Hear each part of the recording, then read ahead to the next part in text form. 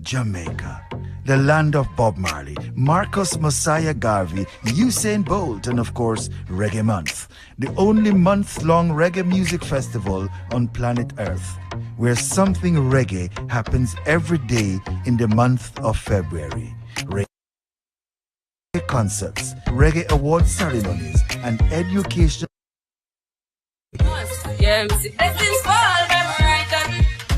February is Reggae Month. Reggae Month is February, when Jamaica invites the world Reggae Mecca and come catch the rhythm like no place else on earth, only in Jamaica. And that's how I made to give him the go, breathe, I'm in the lies, and Jah knows my passion ignites it.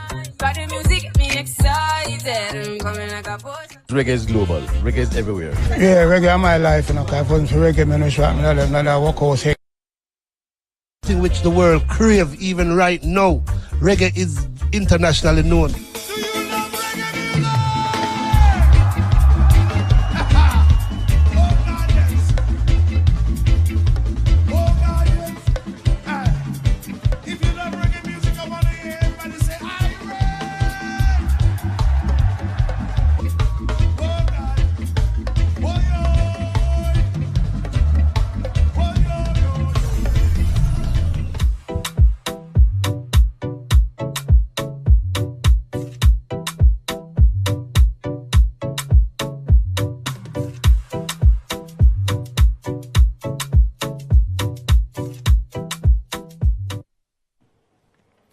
Welcome. February is indeed Reggae Month, and in Jamaica, our celebrations are important. Not only are our celebrations important, but what we do to remind people about the importance of research is important. So I will first Reggae Month Symposium organized by the Ministry of Culture, Gender, Youth, and Sport. And we want to welcome our very able panelists this evening. I'll start Mr. Hugh Dowse, Captain Hugh Dowse, in fact, with us from the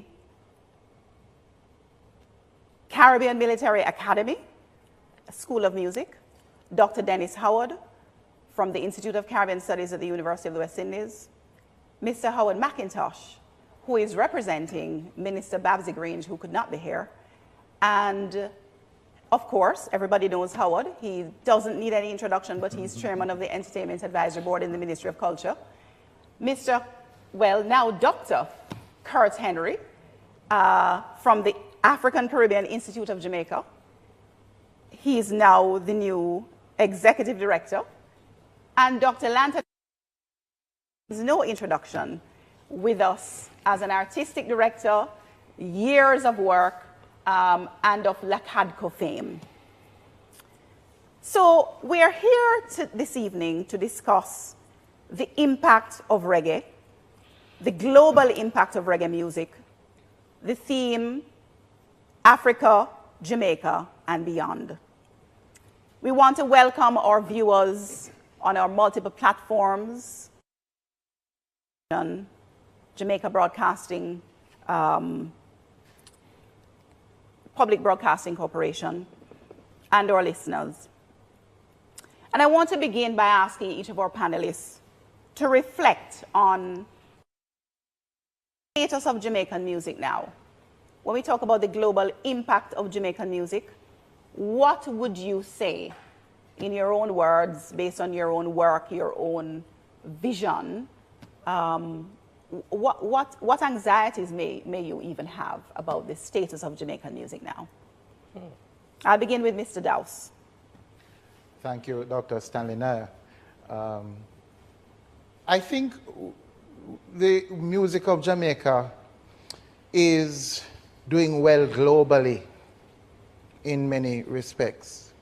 But at home, the incubus needs repair. And it's really a result of, maybe it is because there's such a high quotient of talent in terms of pushing out so many genres as one space, putting out so many traditional, indigenous, religious, and popular forms of music. It is phenomenal that they are not just forms that are active in the world. You are on record as saying that Jamaica has given the world Ator, and Dr. Howard is on the same message. But I think my anxieties are, with a new generation emerging, there will always be something that may get lost. When they find it, though, youth tend to re-energize a lot of the forms. And as we're seeing in Revival, and as we're seeing in Kumina, in even forms like Buru, which a lot of people thought was dead. There was an incident where someone, and I think we all have to become, someone went missing in Hanover, and when she was found on the beach, people watching know the story, there was a celebration that erupted spontaneously amongst the people. And there was drumming, and I was listening to the drumming, and I said, that's not Kumina, that's not Etu, that's not Gere. And I realized it was Buru, which we have been telling ourselves is dead. And it was young people who were... So what I would really want us to do is to find ways within our education to showcase not just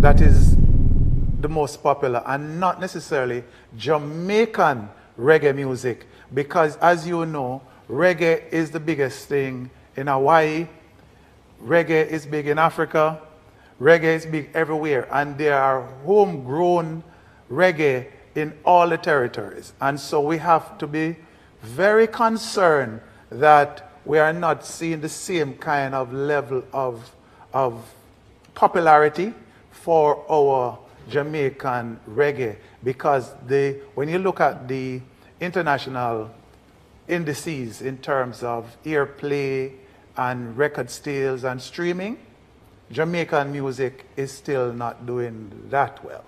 Then the next concern is the anxiety that I experience because of the kind of crisis, the identity crisis that Jamaican music is in right now. Yes, there is reggae, there is dancehall, but there are new forms of music that we cannot seem to get a grip on to give it a particular name. And people are now don't know what they are. Some people say they are dancehall artists. Some people don't want to have that genre. I just had a conversation. The music that is being produced now, and these are some of the innovators of dancehall, they're saying it is not dancehall and it needs to be, because you can't market jazz as gospel. So in a similar sense, you can't market a new type of music as dancehall. And I think one of the problems with the dilemma that we're having is that because in the 1990s, dancehall was solidified with the emergence of Irie FM, which really put it on the pedestal, and the signing of artists and the exposure and the major marketing, and also the addition of academic scholarship to dancehall.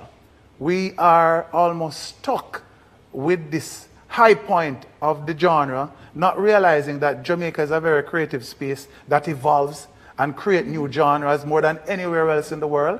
And we have lost the ability to identify these genres and label them so that we can market them and enrich our creative industries as it should be. So the global impact of reggae music. Howard, any thoughts? Well, first let me apologize for the absence of the minister and say on her behalf how happy that we are here having this conversation. As you would appreciate, Dr. Standinaya, it is exactly part of the whole rationale behind Reggae Month. And that is to ensure that we have the conversations about the music and about the and about the cultural and creative industries and entertainment. And so we're achieving that. So we've had some great conversations and we've already started setting up a great stage. And for me, I have to be balanced, especially since I am sitting in that seat. But of course, I have my own.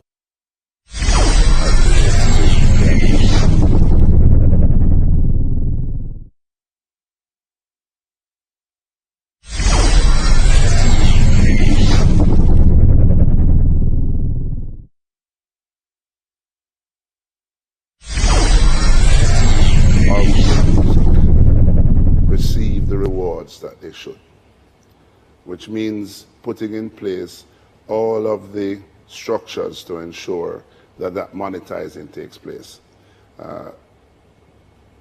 More reggae is being played globally now than probably ever before in our history. But this is where Dennis is spot on. It's not being played only by Jamaicans. So our task is to ensure that we develop ways that ensure that our Jamaican creators of the music get the money they deserve, and they need to be rewarded with to ensure that the music continues to grow and gives that level of contribution to GDP, which is at the end of the day part of what we want to do.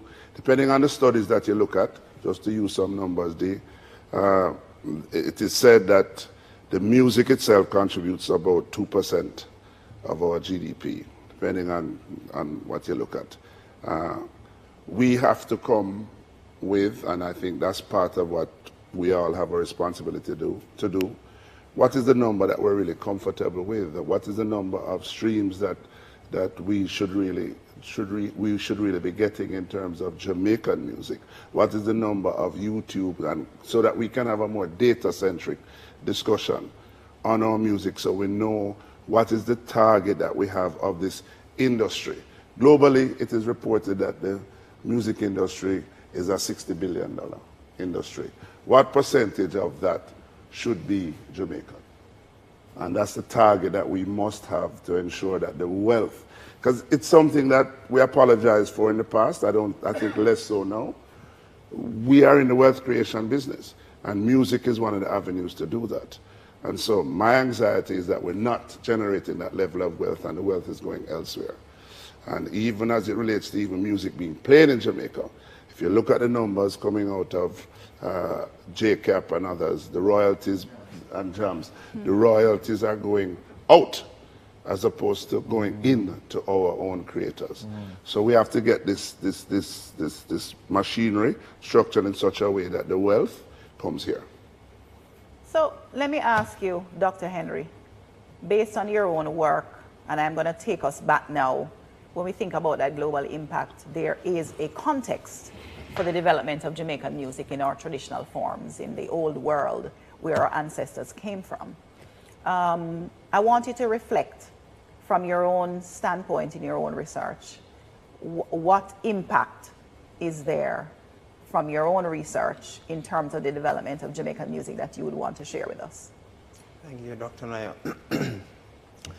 It's quite interesting when you trace the history of Jamaican music and where and how the different various genres of music emerged and the contexts within which those genres emerged. So for example, Kumino, Mr. Captain Dawes mentioned Eto and Buru and so on, and the kind of social commentary that those genres may have within that particular time. The language within those music, for example, that enslaved, the formerly enslaved people would engage with to comment on plantation life, to comment on the hardships of society and so on. So those are quite important when you begin to talk about our contemporary music and the evolution of the various genres of music over time. And what I've been observing is that although the musical genres have developed over time, there still remains a kind of mystical consciousness within the music. Reggae, in my opinion, is the people's gospel. You know, the ability of reggae music to mobilize, the ability of reggae music to impact, the ability of reggae music to critique and serve as a kind of platform that we can really reflect on society. Thank you so much, Dr. Henry. We take a quick break and we return in no time flat. Stay with us. We'll be right back.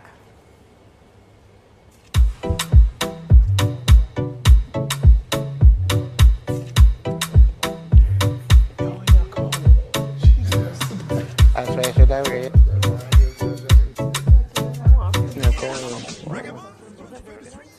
Salute to Dancehall. Friday, February 24, Mass Camp, National Stadium Complex, live in concert. Sizzla. There is no time to waste. Be the man. Capleton. Maca Diamond. Mr. Lex. Peter Metro. And Singing Melody. With juggling by the Immortal Stone Love Sound System. Reggae Month, salute to Dancehall. Mass Camp, National Stadium, Friday, February 24, 8 p.m. Admission free.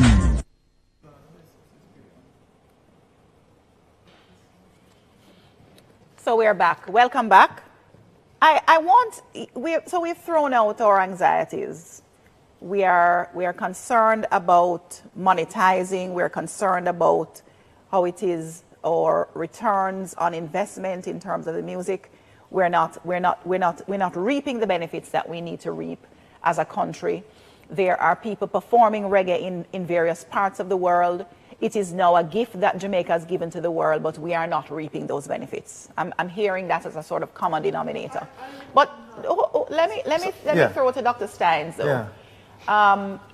Let me hear from you in terms of your understanding, your own research, the kind of power that we have from our traditional forms that have manifested in the context of our Jamaican music, reggae in particular.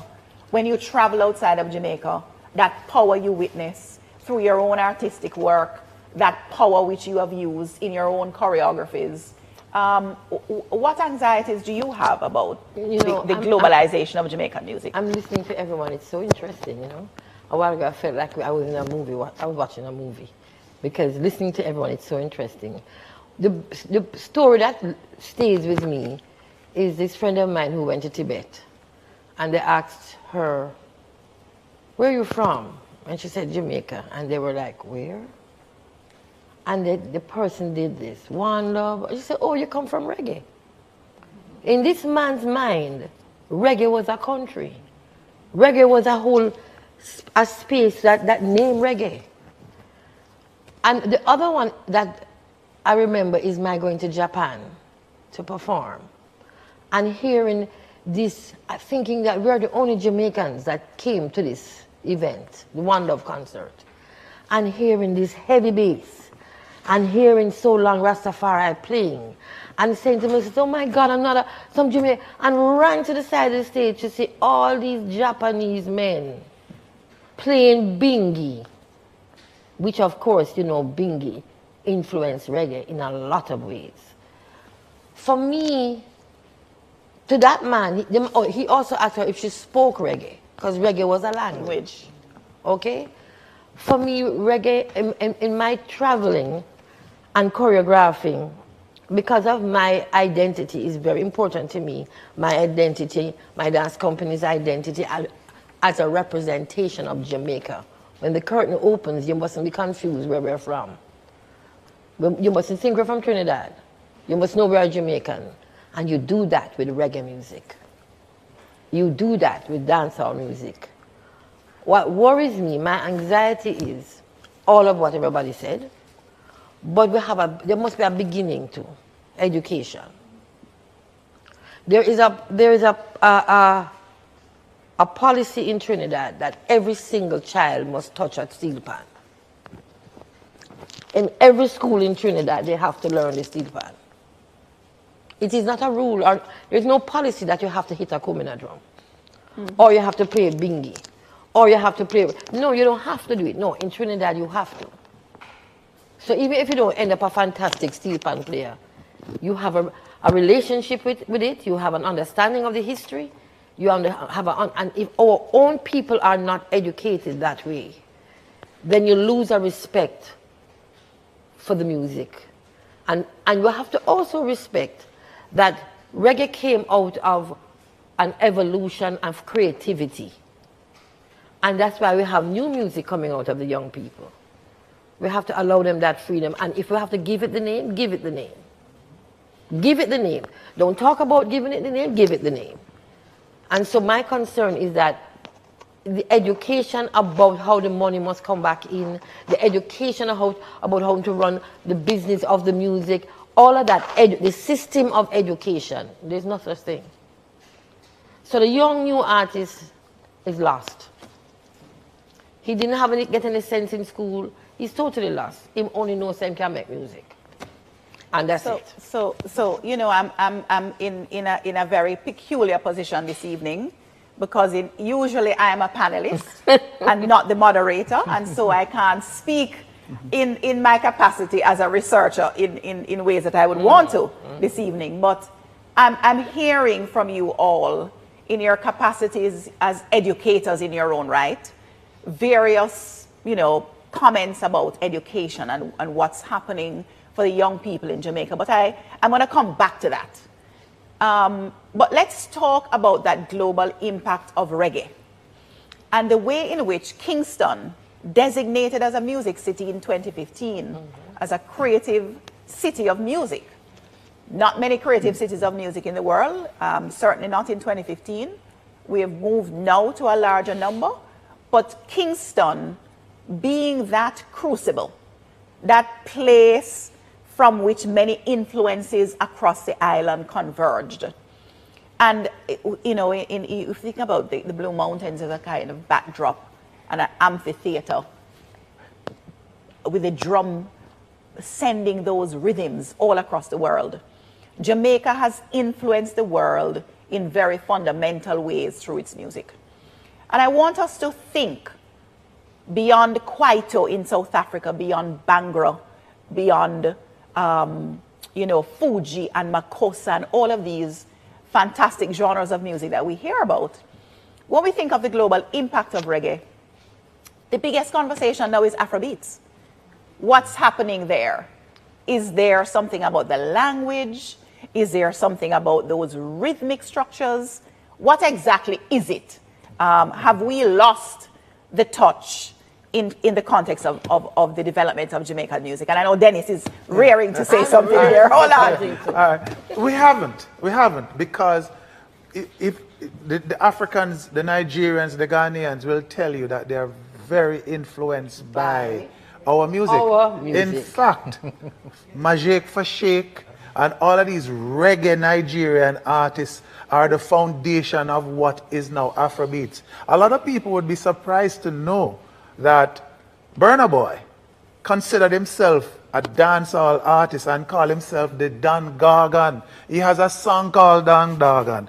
In that song, he's talking about ting-a-ling-a-ling, school bell a ring, and in a dancehall style. And when Burna Boy came to Jamaica, he said this, and most people, it went over most people's head, because he said, I am connected to you in more ways than you know. You understand? But people never understood what he was saying because they are influenced by our music. Yes, Afrobeat is not only influenced by dancehall or reggae music. It also has some hip-hop kind of context. But the point is also that all of this music is one thing. Because who influenced hip-hop? Reggae music. Yes. Who influenced reggae music? R&B and blues.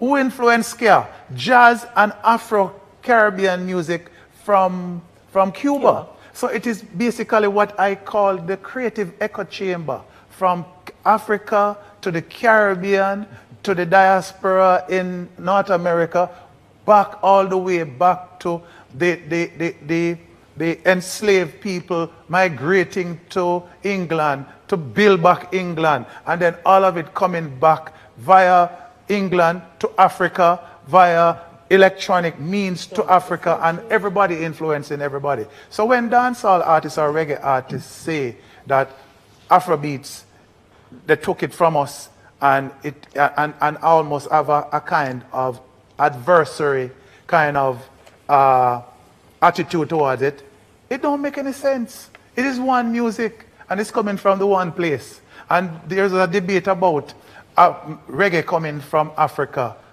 No, it is a part of the echo chamber. It's not a debate. That was something yeah, that was well, said. yeah, but sometimes. It's not a real debate. But let me throw it to Hugh. But Doc, you know, a I'm lot coming of things. back to you, Howard. Sorry, Let me throw it to Hugh. Sorry. We will come back to you, but I really want to pick up on some things that Dennis was saying. You know, Frantz Fanon talks about passionate research, and Stuart Hall talks about it too, that we need to kind of know ourselves by looking at what we have done. And you mentioned some of the things like hip-hop with Kool Herc, who is Jamaican. But there are some other roots, R-O-O-T-S, R-O-U-T-S.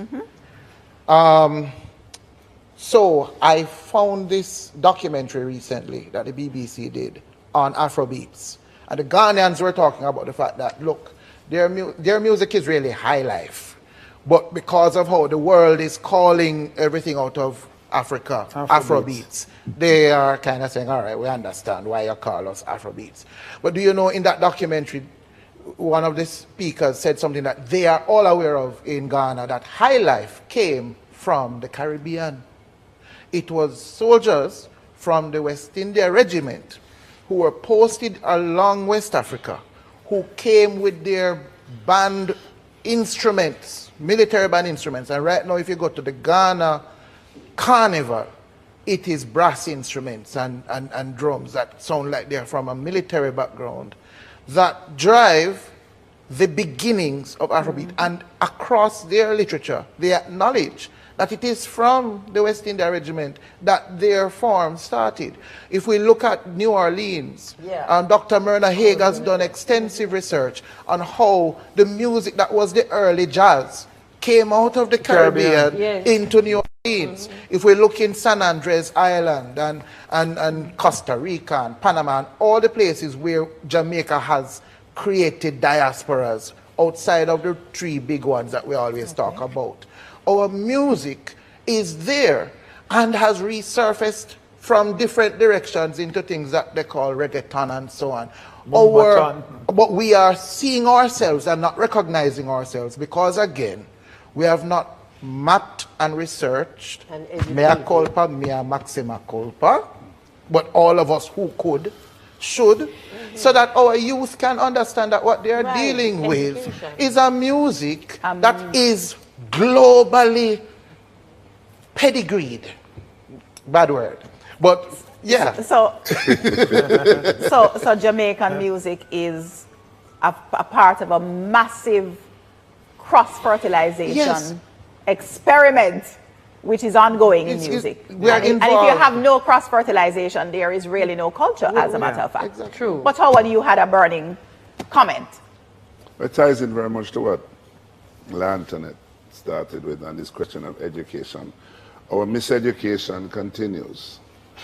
And many of us and many of our children our fault.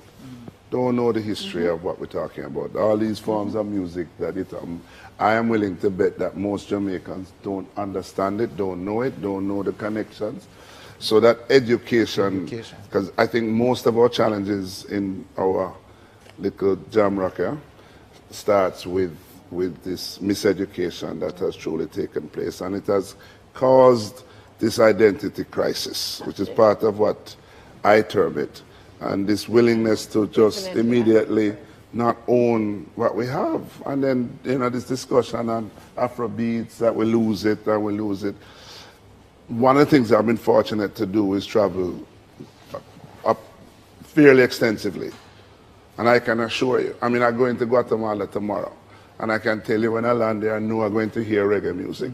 I don't know if I'm going to hear nothing about the Afrobeats. And I'm going to Bonaire the following week, and I know I'm going to hear the reggae music. When you travel extensively, you know which music, and you know that the music is Jamaica. Well, there's something that we're not doing, and we're going to take a break and come right back to pick up on this point. Stay with us, our viewers and our listeners. Right back.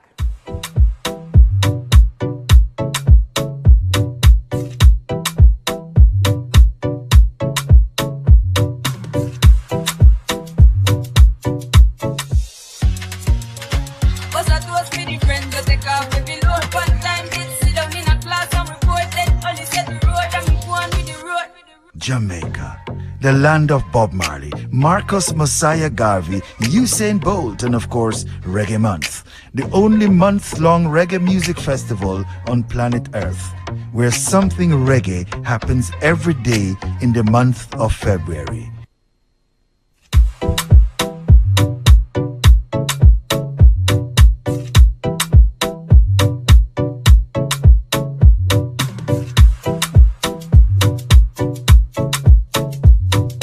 Back.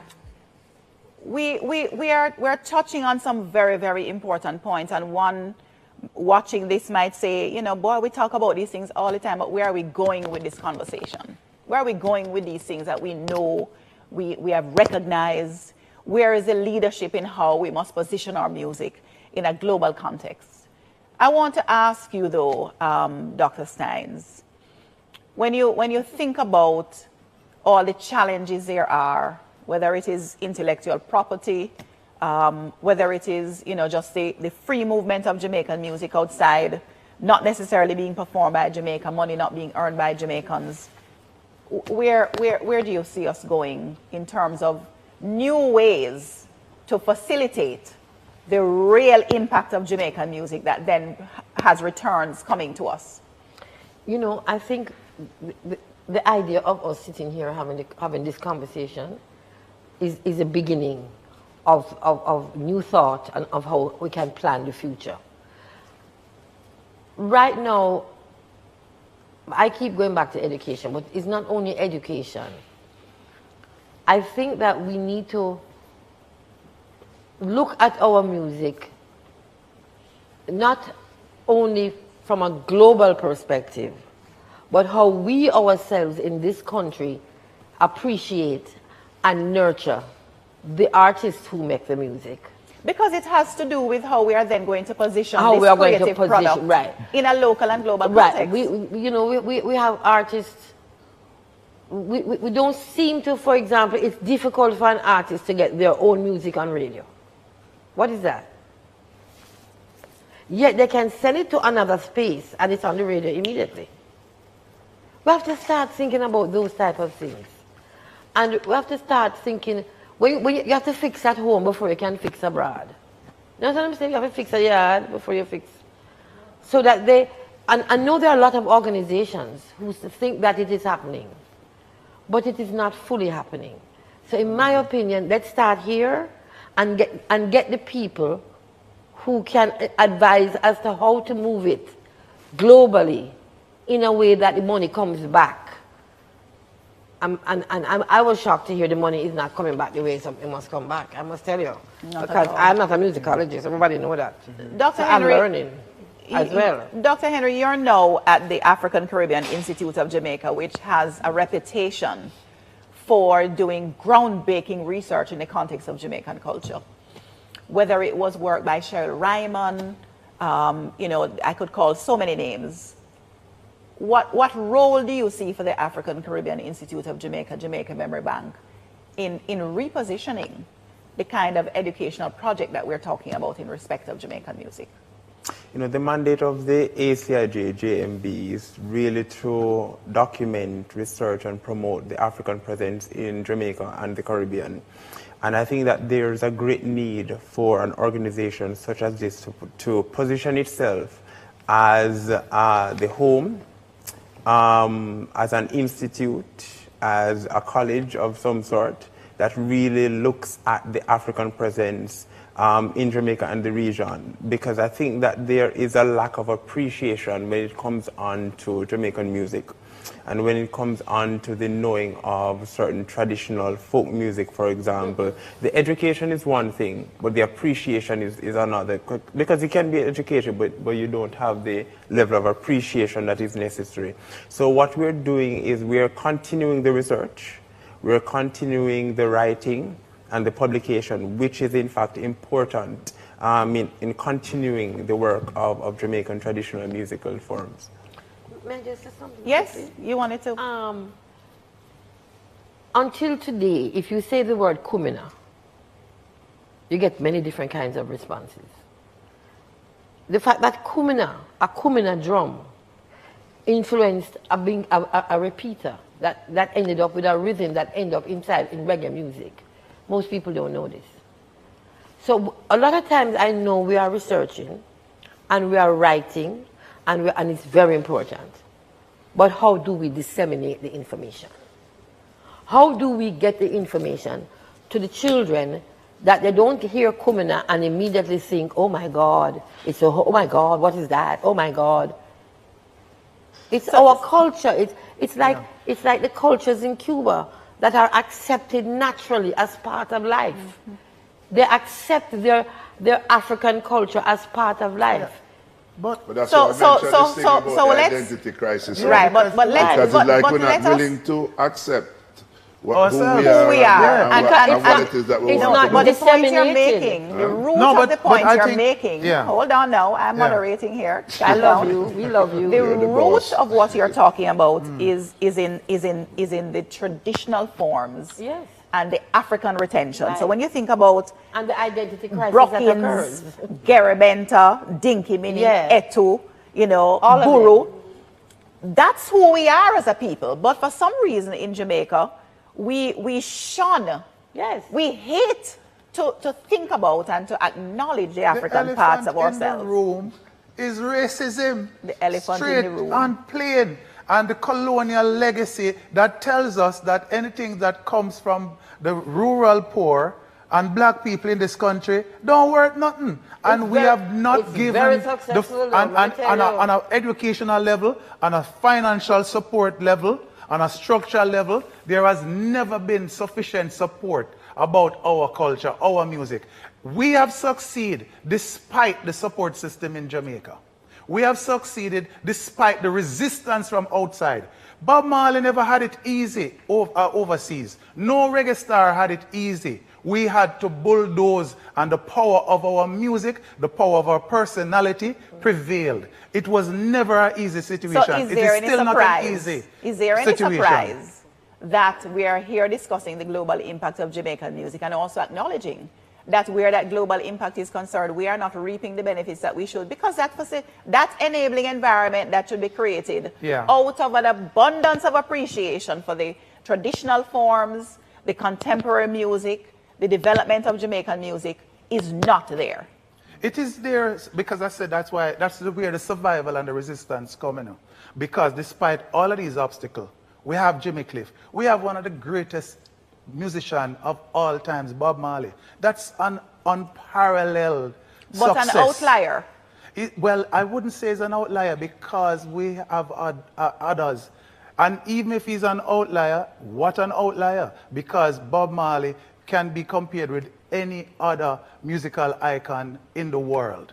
And coming from a country that don't have 3 million people and achieving that when we were about less than 2 million. it's an amazing situation. So we have made strides, and a lot of people, thousands of people, have succeeded because of our culture. Dance, the traditional culture, popular culture. And we must recognize that. We can't just continue to say we are not benefiting. We have benefited. All right, so but I what want we us need to to do focus. is to basically,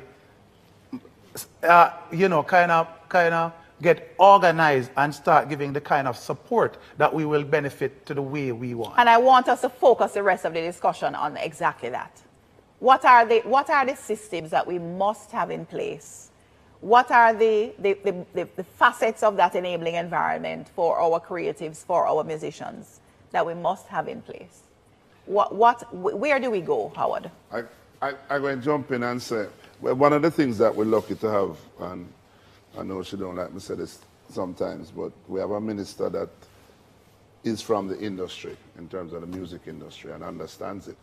And with the limited resources that actually exist, the people in there, and I see Joanne in the audience as the Director of Culture, and people like Gillian, with limited resources, the focus is clear. The legislation needs to be put in place to ensure that, and here we're talking about things like the Creative Economy Act, the Noise Abatement Act, which we hate to call it that way, which is really sound regulation. So the legislation needs to be put in place to ensure that the framework is there. The next thing that needs to be put in place is the infrastructure that is necessary to allow each and every person that wants to participate in the cultural and creative industries to be able to do so. Where do you go now? And I think it's happening, but we need to make it more wide scale so that everybody can do it. And it starts with what Doc said earlier in terms of ensuring that at the basic and primary school level, everybody lick a drum or play a musical instrument. So we start our dance, yes, I should not forget that. So that we ensure that that appreciation starts from when we're young, because we really, that appreciation. And then it's touching on some real things, because I remember as a youngster, my parents never allowed me to listen to reggae music, and when I was that old, that never allowed me to listen to reggae music on a Sunday. I'd have to listen to Shirley Bassey, Tom Jones, Engelbert Humperdinck. Right? So that is what you have to listen to. Skeeter Davis. No. and that's just a reality. So, and that's in our lifetime. Yeah. So I know sometimes we beat up on ourselves because of it, but we actually have come a long way in a short period of time, but we have a long way to go. So we have to put the legislation in place, put the infrastructure in place. And then now we have to get the organization, both at the industry level, because we're fragmented at the industry level in terms of a level of organization, and we're fragmented at the government level. Maybe the minister would not say it, but I can say that, this whole entertainment and culture and creative industries is managed through 9 ministries. 9. And it's part of the reason we can't have data-centric discussions, because the information is all over the place. And we need that concentration within the government machinery to ensure that we do the things that are right, to put that entire foundation and framework in place for us to benefit in the way that we need to. Hugh, you are a part of a newly created institution within the Jamaica Defense Force. What role is there for the music program inside of the military towards exactly what we're talking about? Well, I thank you for that question, because our mandate is not just to train within the militaries. We train 37 militaries around the world in different skill areas, including music, and other military and paramilitary organizations. But we also have a very strong mandate for outreach. So we have been working with the Jamaica Social Investment Fund on doing outreach programs where we bring inner city youth in, And we engage them, we teach them how to play instruments, and at the end of this, they have this as something that they can use to move forward. They are now practicing musicians. We have another program that we're working with the Ministry of National Security and the Heart Trust NSTA that is about to be rolled out. Just a little ink to be put on some paper now.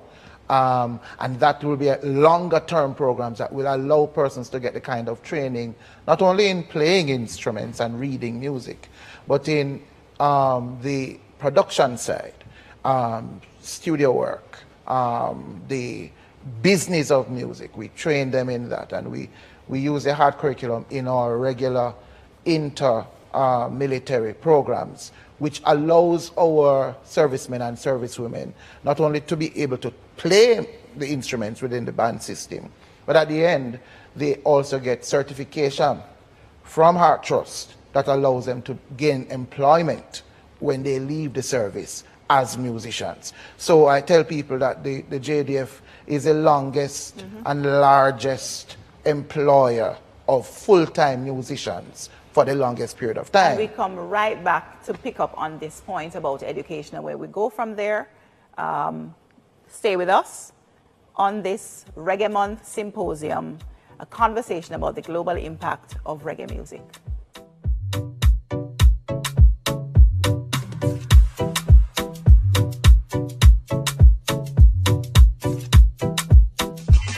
Reggae Month 2023 presents Salute to Dancehall. Friday, February 24, Mass Camp, National Stadium Complex. Live in concert. Sizzla. There is no time to waste. Be the man.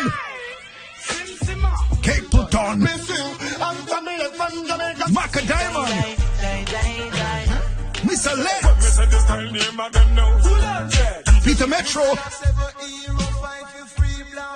And Singing Melody. With juggling by the Immortal Stone Love Sound System. Reggae Month, Salute to Dancehall. Mass Camp, National Stadium, Friday, February 24, 8 p.m. Admission free.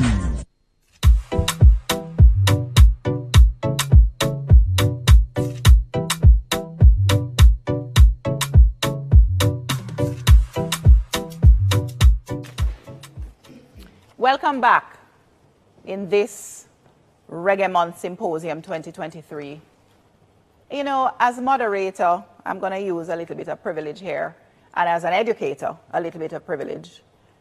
Why don't we have proper music education in Jamaica? A country which has given the world 7 or 8 distinct genres of music in the latter half of the 20th century. No genre of music created after the 1960s has not been influenced by Jamaican music. What is Jamaica waiting on to have a substantial music program in all schools? I would ask you, I have one question. We have a tendency to do things, I don't want to say it.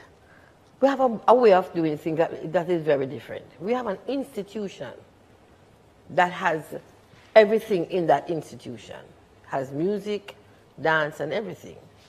But the preparation, if you want to go and study math at UE, you have to do math in prep school, in high school, to go and do math at UE, right? But you don't have none of that for you to go to the institution, a very respectable institution, in the prep school and the high school. But you'll have more music, but you don't have the dance. The proper way you should have it in order to go into a tertiary institution. And we're talking now about the performing arts in total. Right, in total. Yes, the performing arts in total. The question is not about music. The question is about performing arts. The question is about the performing arts, because you can't really have music without dance. So when I talk about music, it's salt. When I talk about music in the context of music education, it is very much related to the fact that we're talking about Reggae Month. But yes, it is the performing arts that we're talking about. So what are we waiting on as a country? It's the same thing, you know, it's the lack of acceptance. It's a colonial mindset. And I have to go back to it. It's a colonial mindset that tells us that if it is the performing arts, it is unworthy. If you tell, right now, we have students who are coming in our program, the Entertainment and Cultural Enterprise Management program at the University of the West Indies. And when they say this to their parents, them ask them what them doing. I have a student right now, as an ESM student, who her parents teases her and tell her she up at UA waste time. That is the mindset of the society. That is the mindset of the public sector. That is the mindset of the private sector. That is the mindset of the educational system up to the secondary level. Even with the degree of success that our performing artists have had. Have And that if we don't change that mindset, we are not going to achieve the kind of support and level of improvement. Because you know what happens? You know, because we don't support the creative arts and the performing arts at all levels, apart from JCDC, and we know they're doing a tremendous job. And of course, the teachers that do the performing arts in the high schools, they're doing a wonderful job. But because we don't have that concerted effort of starting at the level of making people lick drum and dance, a lot of the people are raw talent. No kind of structure, no organization, and so they come out and they pick up bad habits. We complain about the lyrical content, and we complain about all of this. But if they were in an organized kind of setting from high school, we don't have one performing arts high school in this country. So, all of the big stars in America, if you check it out, comedians, dancers, actors, they went to performing arts high school. I'd like to chip in there. A lot of people think that everybody in primary school has a music teacher. No. Most schools do not have a music specialist. That's true. High schools, and I'm wearing another hat now because I used to be an administrator and worked in the Ministry of Education. High schools only choose how much they are going to go into a part of the performing arts. And a lot of high schools have no music teacher. What you will see at All Together Sing or festival is a physics teacher who train our church choir, and the principal said, can you pull together a group for graduation and for All Together Sing? So we don't have a systematic program. There's one education officer for music for the entire country. And he tries his best. But if a school does not decide to do that, it's not going to happen. So what needs to happen, I would propose, is that the industry, the music industry, and corporate Jamaica, at least those who are convinced that this is our gold that we need to keep mining, put their money where their mouth is, and whether engage particular schools. I went to St. Catherine High School, and that school, 75 years old this year, has had its own, when you look at the output of musicians from that school, O'Neill Mundell, Spice, Jermaine Edwards, Chronix, Mr. G, The Angel, and you can go on and on and on. It's not by chance. The school had that as a part of its culture, and from within the school, there's that incubator. The music education officer, the one, is from that school. If each school could focus on our gold, it's the same for track and field, you know. These things only happen incidentally, and look at what we have done in the world. I'm over here nodding off my head because your points have been solid, Captain Dowse. And I want us to just focus a little bit on the fact that we have exposed the underbelly of two very important things. One is the global impact of Jamaican music and how that has positioned Jamaica as a brand, Jamaica as a passport, Jamaica as an entry point for anybody who understands music at all. All right? And on the other hand, there is this lack of an enabling environment that we have been struggling with, even though Howard says we are in fact a young democracy. Emancipation was just the other day, and our researchers like Erna Broadbell remind us that the project of emancipation is yet incomplete.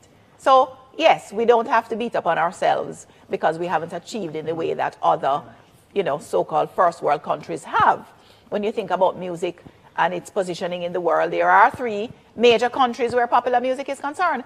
And Jamaica, the country with less than 3 million people, is right up there beside Britain and the United States.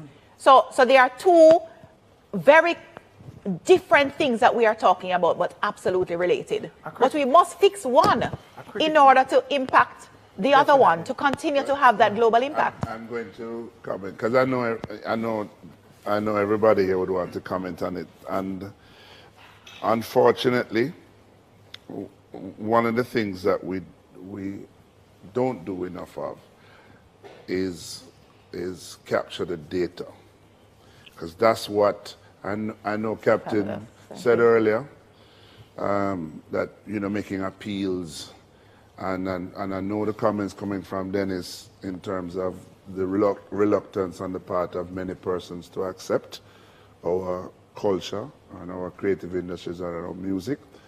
But we're going to have to now force the powers that be to ensure that the data is captured. A couple of years ago, we weren't capturing tourism numbers well enough. We weren't. And 40 years ago, until the Hotel Incentives Act was created, that's when our tourism industry really started. So that's why we have to talk about legislation and we have to talk about data.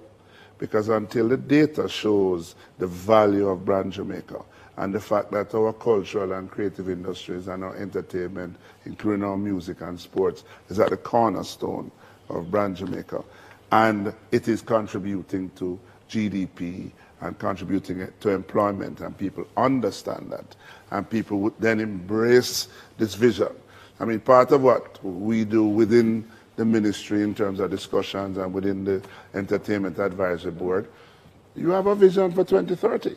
That vision for 2030 speaks to the ECCI, the Entertainment, Cultural and Creative Industries, being the #1 foreign exchange earner by 2030, and also being the #1 employer.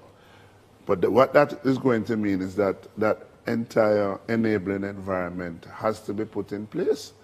And I continue to use that example of tourism to say that when that is put in place, then a lot of the capital, a lot of what needs to happen in terms of the schools will happen. And you see it happening now in tourism.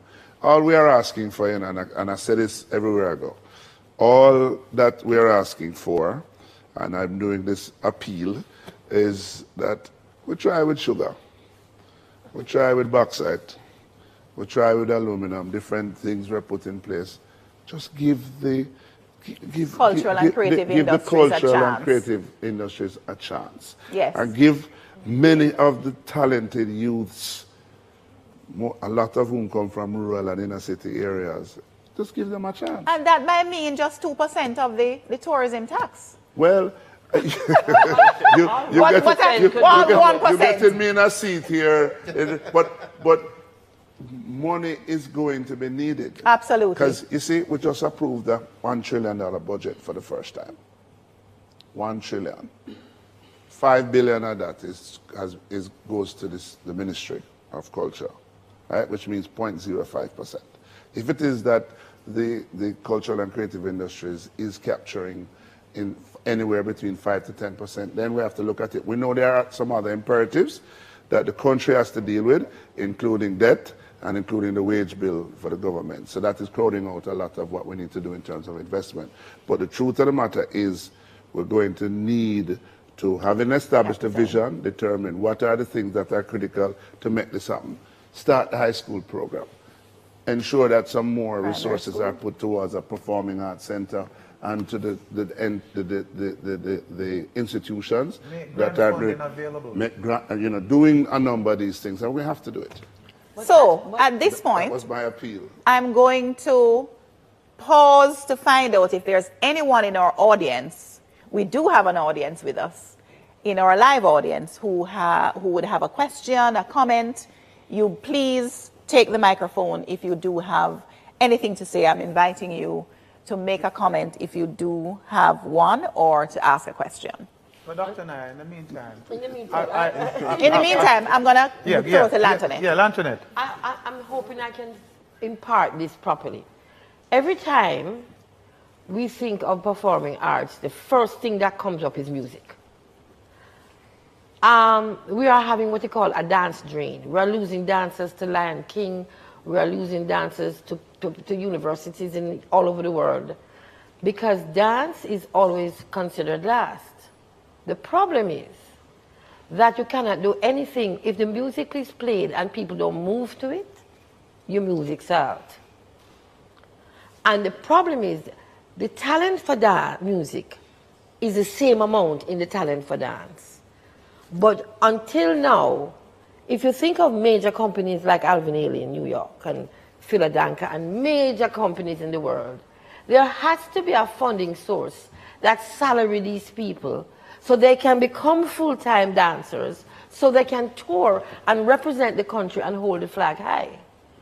But that is not thought about. Okay, you're talking about mechanisms to support creatives, to Thank support you. artists. Thank you. We are not Thank you. a mature country in that respect at all. And I'd like to segue But we need to grow and up a little say bit. that we cannot be a capitalist, worse, a neoliberal capitalist country. That's the policy that we have endorsed. And while I am not excusing government, because government have to do as our just appeal, and we talked about some of the things that only government can do, we cannot believe that it is only the government to support our industry, because this is a capitalist situation and investors are there to invest. And I think sometimes we tout capitalism, but we don't want to take any chance. And because the creative industries cannot guarantee on a steady basis a return on investment, our investors in this Caribbean don't sufficiently support and invest in our industry. So we don't have an organized music industry. It is fragmented. But yet, on the other hand, they sidle up with our creators when they are ready to promote a drink. And so we promote need, a product. Thank you. We need to. So while you're piggybacking on the fame, I think it is incumbent on and wise for our industry titans to realize that they should be investing in the creative industries, and not as a charity and not as grant money with a return on investment, but it's a kind of different kind of structure. And they need to understand that, because it cannot be a public funding initiative. It has to be private-public. Public-private partnership. Partnerships. We go to the break. I think this is our final break. Everywhere else. And we are going to be right back with you. Stay with us. Oh, it's not our final break. We'll be right back in any case. Think about your questions, General.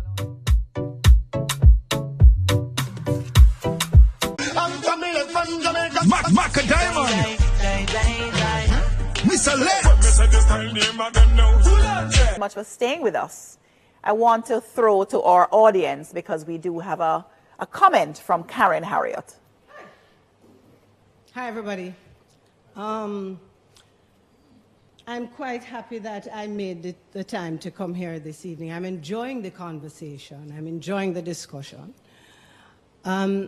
Dr. Anaya spoke about an enabling environment, and Dr. Stein spoke about fix your yard before you go abroad. Howard spoke about monetization, and Dennis spoke about the legacies of colonialism. And you know, the points that you have brought across are just so powerful. As a performer, an actress, an educator, an adjudicator, someone who a lot of young people come and talk to me and say, Auntie Karen, when we finish the performing arts in high school, what do we do? Where do we go? We're not producing the spaces for these people or young people to get ahead. I'm in the country. I'm at a hotel, and this has happened to me more than once over the past year or two. I'm at a hotel on a Saturday night, and the entertainment that I get as a Jamaican, the entertainment I get is some young people imitating Michael Jackson in a Jamaica, and I'm sitting down there and I'm watching and I'm saying, what the hell is happening? All right. So what is happening? So legislation, what is happening? So, and this is a comment that is resonating with our viewers right now, I can tell you, because we have had complaints, we have had a bit of organizing, various associations have developed because of the kind of pushback we need in response to the various entertainment products brought in the context of tourism. But let us now get back to the global impact of Jamaican music. I wanna throw our attention back outside, because there are some things that we have done right. There are some things that we have done right in the positioning of Jamaican music, so much so that it has had this kind of global impact. What are some of those things that we have done right which we need to continue? And I want to, with throwing that question out, ask anybody to respond. I think one of the things that has been done right by the people who have carried the music is that the music went with them as a part of their way of life. It's very important that the consciousness that kept people together, that the music carried, whether it went to Britain with the Windrush generation and afterwards with the sound system movement, the way in which Lovers Rock took root there as one of the genres that flourished maybe more there than here. The way in which when you go to San Andres and you hear Mento in San Andres, it's like a snapshot of Mento from the 1950s and 40s and before. When you hear what our music has done in those spaces, how ska has taken off in places like Canada and France and part of the United States, that young people are into ska, that even now a lot of our young people are saying that old music there.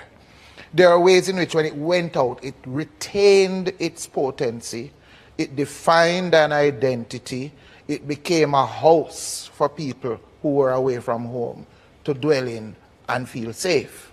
And the other thing that I am very proud of about our music, that I've had to engage more and more because of some workshops I've been doing with people outside of Jamaica, is that we have never ever really treated the music as if it was for us alone.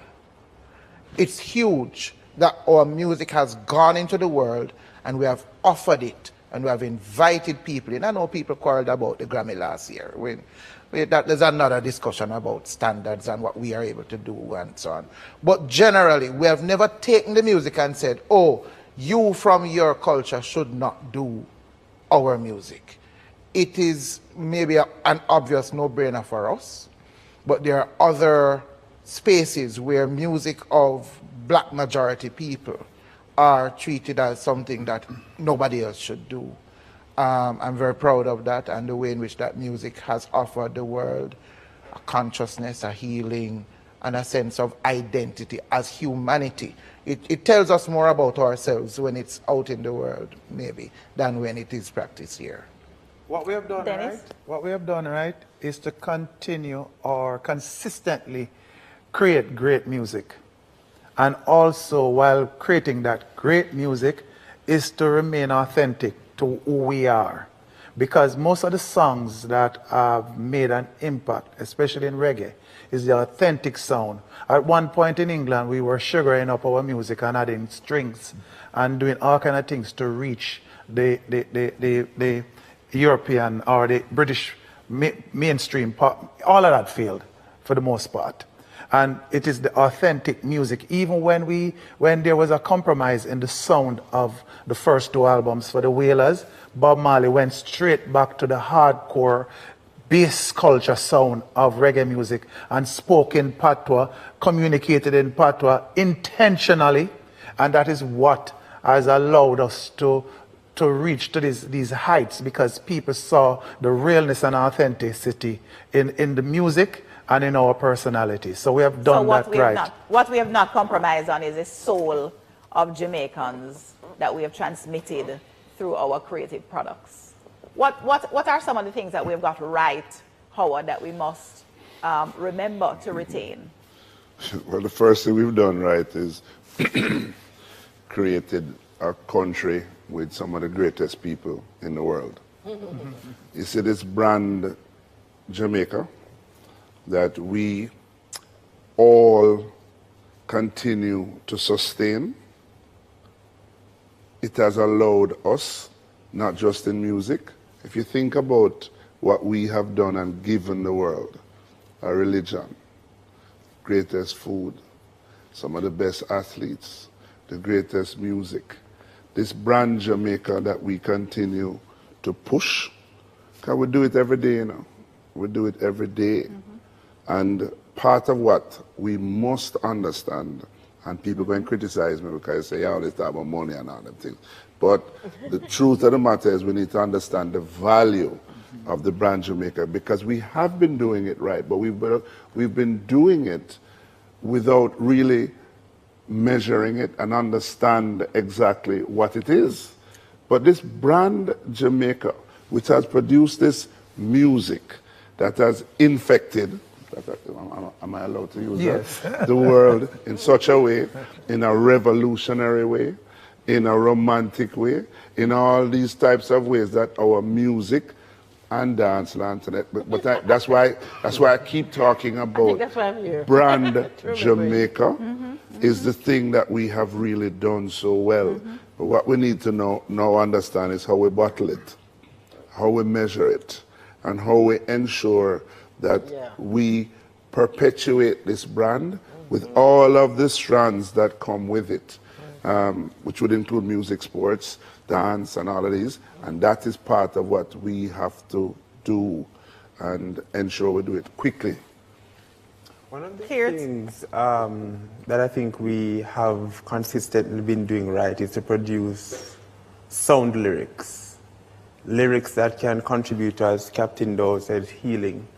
I remember last year I was in Dubai as part of the Jamaica delegation at the Dubai 2020 Expo. And a young man from Kenya was expressing his love for reggae music, and he brought on into tears, you know, sharing with me his love for our music and how reggae music was able to heal what he described as a broken family. So I think that that's one of the things that we have been consistently doing right, and we should, in fact, do the necessary things to ensure that we continue to produce sound music and sound lyrics. Quality music. I think that we must give thanks to our ancestors, because this music that we are speaking about and the dance, they are the ones who made sure that we remembered. And when I read you wrote something that made me listen again to Toots and the Maytals' music. And what we have done with the music is also carry the ancestors through the music. Because when you listen to Toots' music, 54, 46, you're hearing Gere, you're hearing all kind of traditional, ancient folk forms in it. And so the music is, without people knowing, what they say subliminally, in some way educating you about yourself. And our brand. And so I think that is the strength of our music. And that is why we must, if we're talking about selling Jamaica, the brand Jamaica, when the tourists come to Jamaica, they must see brand Jamaica. They must not come to Jamaica to see brand anything else. They must feel it, smell it, taste it, move to it, because we are beautiful and our brand is fantastic. Our music is a healing music, as you said, and it's coming from ancestral knowledge through the drum that is now on the trap drum or whatever, it's in the bass, you know, it's in all of that. So I think that's the beauty of our music, and we need to preserve that. And on that note, we take our break. We'll be right back. Stay with us for this Reggae Month Symposium. Our focus is the global impact of reggae music. Stay with us.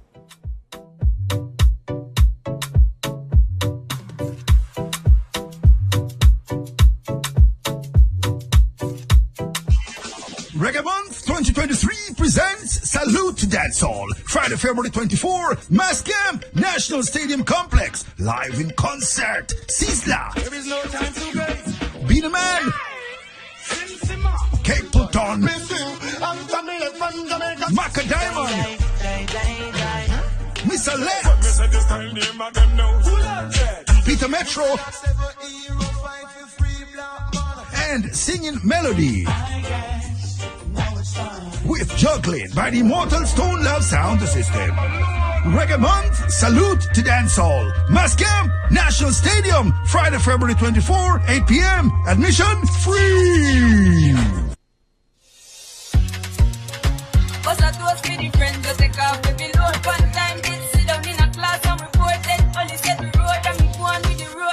Jamaica, the land of Bob Marley, Marcus Messiah Garvey, Usain Bolt, and of course, Reggae Month, the only month-long reggae music festival on planet Earth, where something reggae happens every day in the month of February.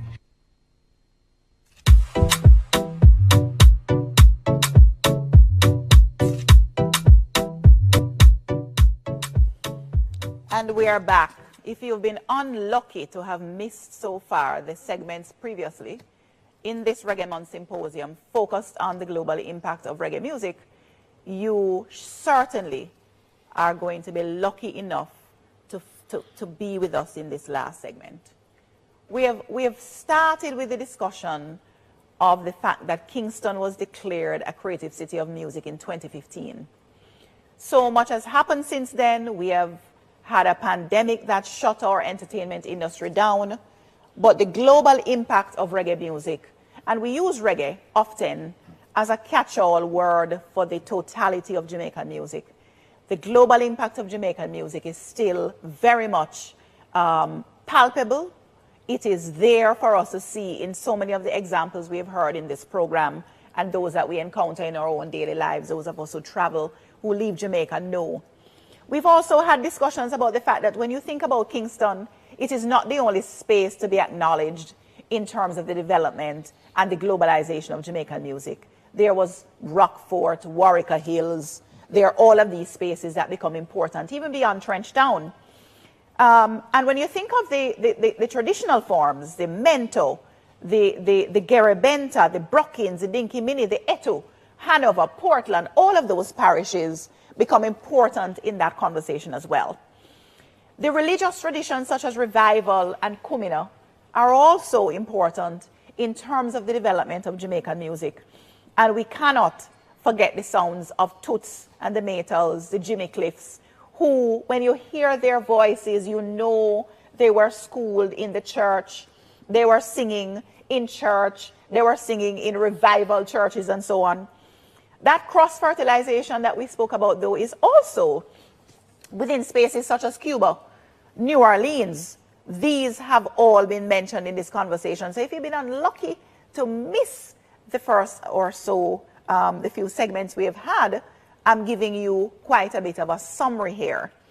But I want in this last segment to ask our panelists to reflect again on the way forward. We talked about what we have done right.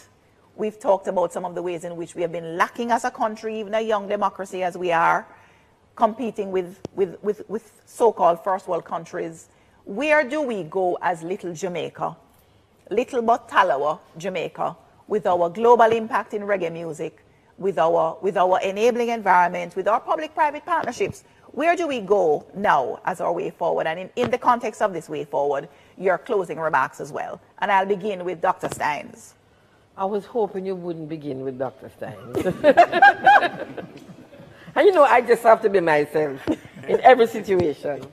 But I would have to go back to what I originally said. Where we do go now. One of our problems in Jamaica is we love to chat. We talk about things. I've been to so many meetings where we talk, and then we write a paper, and then we bound it, and then it goes somewhere. That is the issue. This conversation was very healing for me. It was very eye-opening. And what we need to do is everything that was discussed in this conversation that could possibly be a solution for something. We need now to look back at this and start to structure the pathway. We can't just have the conversation and go home. Dr. Henry, Indeed, Dr. you are new on the block in so many ways. The director of the ACIJ Jamaica Memory Bank, Youth and energy. Prime Minister's Youth Award, you are the future in so many ways. Way forward.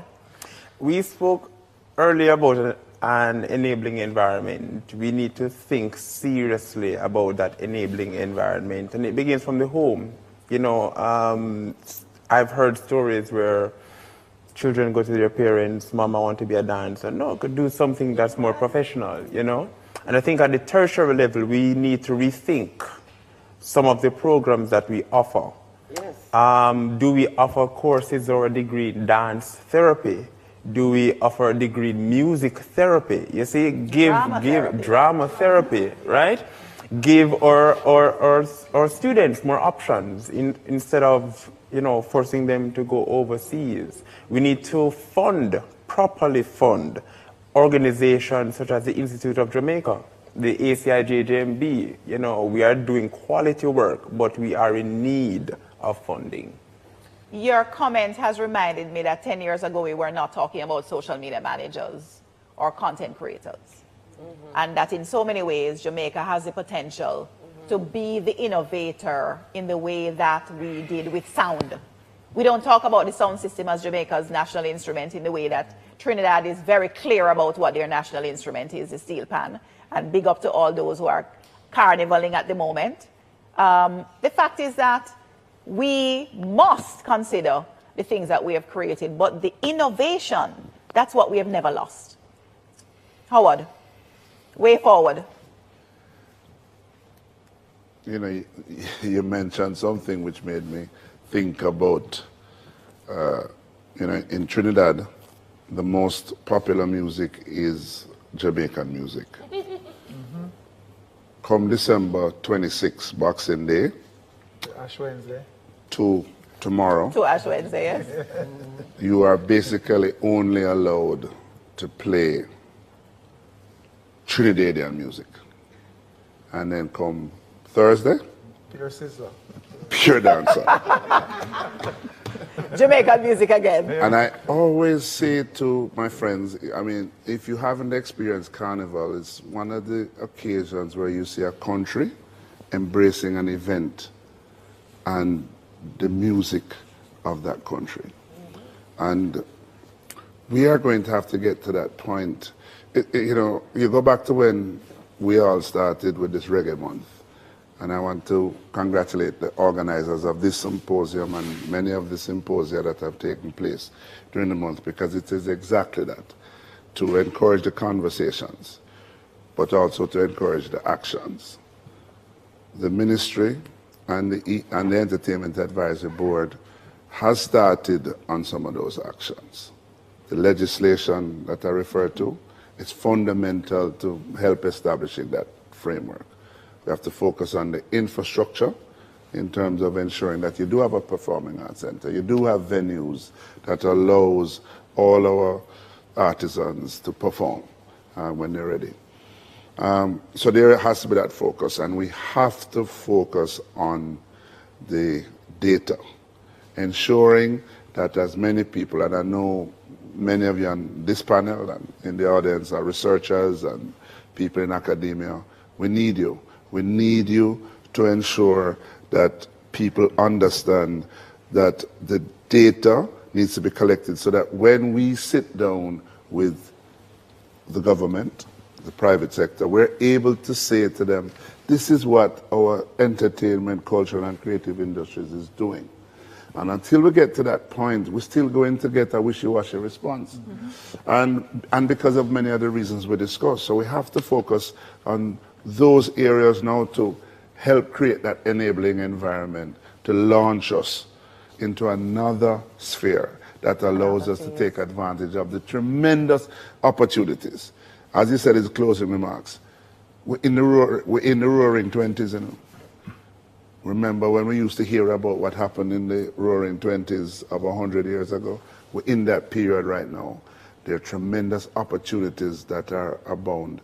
We have to get some of these things fixed as quickly as possible, and that will allow us to take advantage of all these opportunities. And indeed, we don't have a messiah that's coming from outside, outer space to come and fix these things. And sorry, the last thing, the industry, we have to understand their role in it.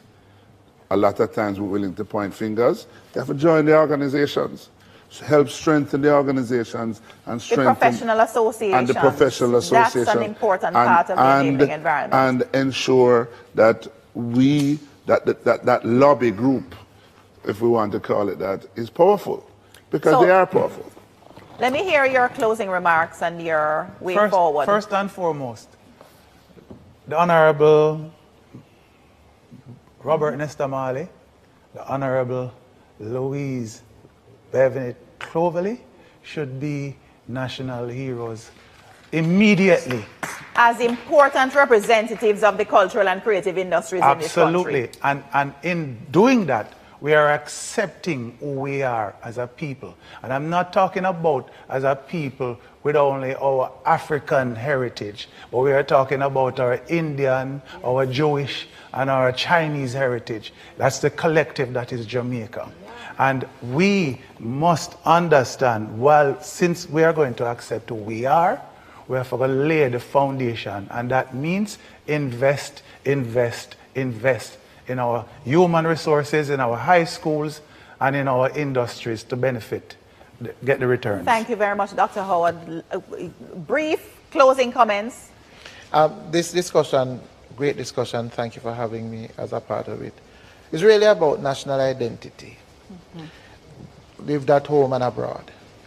And if we can do what we can to see what music has done to hold our truth about ourselves, what it can do to rescue people from the ills in society, as we have been trying to do through the Military Academy School of Music, through outreach and through getting at-risk youth.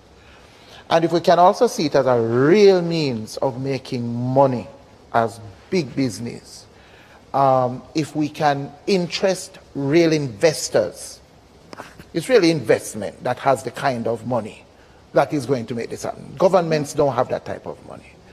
Government creates the enabling environment, but all of us as organizations, as militaries, as schools and so on must do all that we can to funnel into creating that industry, and investors must put their money. So we're talking about public-private partnerships. I am only left to thank you all very, very much for an absolutely stimulating conversation. I have been your host, Dr. Sonia Stanley Nair from University of the West Indies. I want to thank the Ministry of Culture for once again making sure that we gather inside of Reggae Month to celebrate our music, to celebrate our achievements.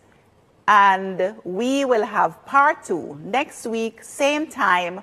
Join us again right here for the global impact of reggae music. Thank you all.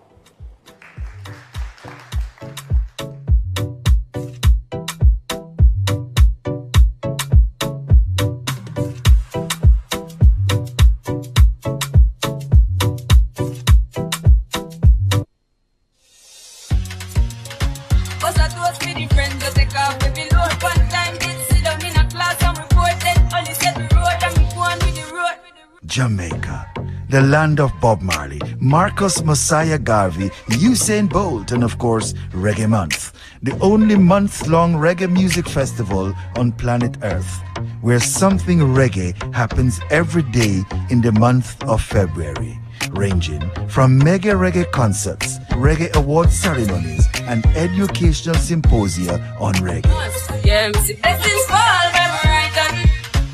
February is Reggae Month. Reggae Month is February, when Jamaica invites the world to come to Mecca, Reggae Mecca, and come catch the rhythm like no place else on earth, only in Jamaica. And that's how I made to give him the go, breathe, I'm in delighted. Jano say my passion ignited. Body music get me excited. I'm coming like a potion. Reggae is global. Reggae is everywhere. Yeah, reggae my life, you know, because I reggae, man, I walk out saying did or something. We have something which the world crave even right now. Reggae is internationally known.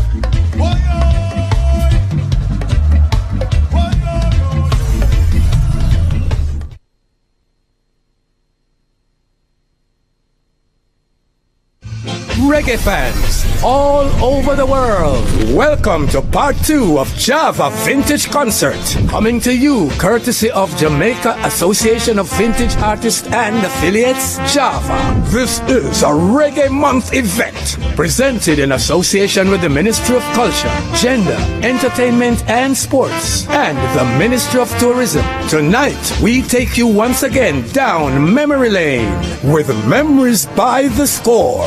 Let's go!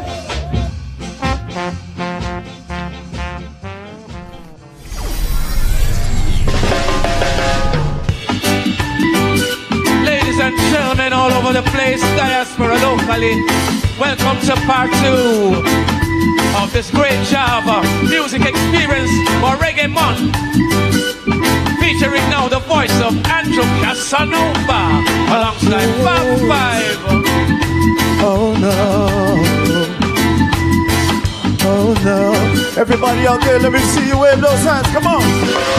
Every time I think of saying goodbye, everything inside me says it's a lie. So I can't, no I can't, no I can't, yes. 'Cause you've been with me right through the rough, and you never said I had enough. So I can't, no I can't, no I can't, yes. I like to repay you the damages done. I know I won't be able to repair it all, 'cause I lost count, and for all the times you've been hurting, you're still so fine, and it's blowing my mind. I know I should back and walk away and leave you nothing to remind. So I can't, no I can't, no I can't, yes. Now this one is for all the beautiful ladies out there. If you love sweet reggae music, sing along to this one. The ladies find sunshine most of the time, and the feeling is laid back. All trees grow, breaks are low, don't you know? I'll keep working my way back. I'm a Jamaican boy who's born and raised. Nowadays I'm lost between two shores. LA's fine but it ain't home. New York's home and it ain't mine no more. I am myself to go one day, and no one heard it all night, even the chair. I am my kind.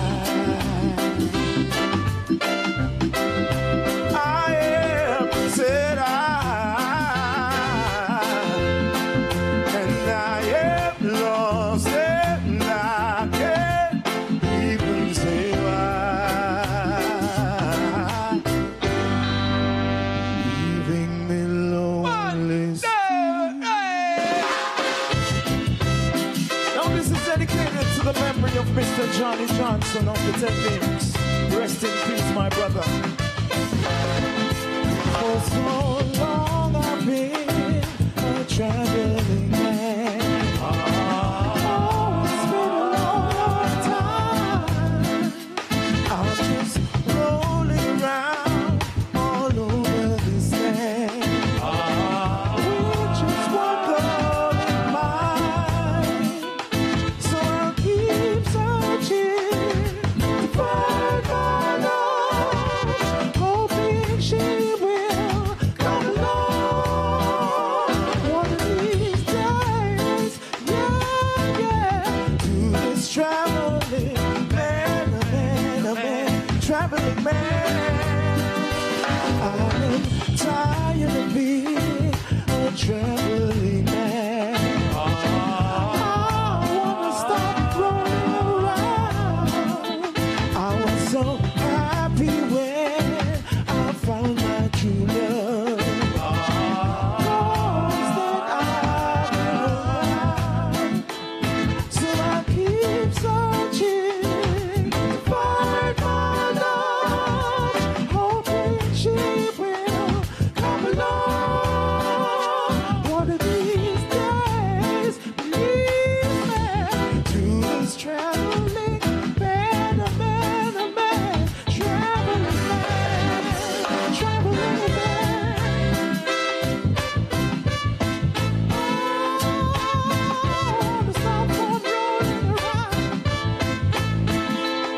So I keep searching to find my love, hoping she will come along one of these days. Believe me, to this traveling man, a man, a man. Take it to the end, brothers. Traveling man. Oh, won't someone please my cause? Traveling man. Baby, I don't wanna end up alone. Traveling man. Believe me. Oh, yeah. Cause I'm a man, a traveling, traveling, traveling, traveling. Now this one is for all the empresses worldwide, all the ladies. Yeah, yeah.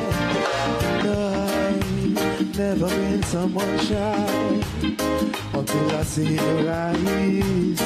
Still I had to try. Yeah. Oh yes, let me get my words right to then approach you. I wanna treat you like a man is supposed to. You never have to cry. No, I know everyone can relate to when they find a special someone. She's royal, yeah, so royal. I want her in my life. I never do anything wrong. So one of a kind, no. The way she moved to her own beat, she has the quality of a queen. She's the queen. Oh, oh, wants a natural beauty. No need no makeup to be a cutie, cause she's a queen. So supreme, yeah. And when they ask what a good woman's made of, she's not. Everybody in virtual world has to say, she's royal, yeah, so royal. And I want her in my life. Never ending one. So we'll find until the night that I see the light. Ooh, yeah, you're my queen. So sweet, yeah. And I can see it in your eyes. Ooh, when you smile, yeah. One more thing. Well, I know the king and queen crown same time, so I'll never leave his side. Stick with me through the trial time. Yeah, and she says she no mind. Cause right you know good man is all to find. And she cannot abandon shine a light. That's why she has no ties at this time. Yeah, I know many woman or trying, but she needs to be more than a.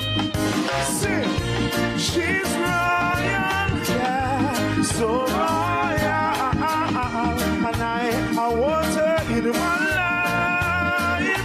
I never knew anything was so one of a kind until the night that I see her eyes. Oh, you and me, yeah, you're my queen, so sweet. Well, I can see it in your eyes. Oh, the way you smile, yeah. Ladies and gentlemen, enjoy the rest of the show. It's Reggae Month, Java Music Festival.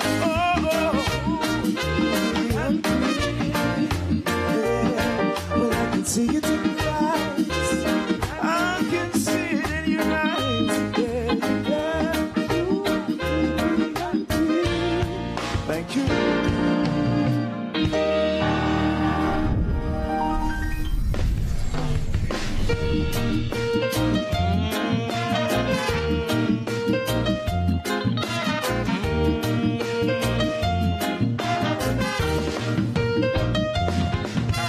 Granny, me old time granny, granny, granny, granny, me old time granny, granny, granny. My grandmother used to tell me, say, grandson, we're out there. My grandmother used to tell me, say, grandson, we're out there. She said, no, hang your hat where you can't reach. No, put all your eggs in a one basket. Look, me say, before you leave what you sow, you shall surely reap. No run, me say, follow bad company, Marco. Me no got no money. Granny, me old time granny, granny, granny, granny, me old time granny, granny, granny. Me grandmother used to tell me, say, grandson, we're out there.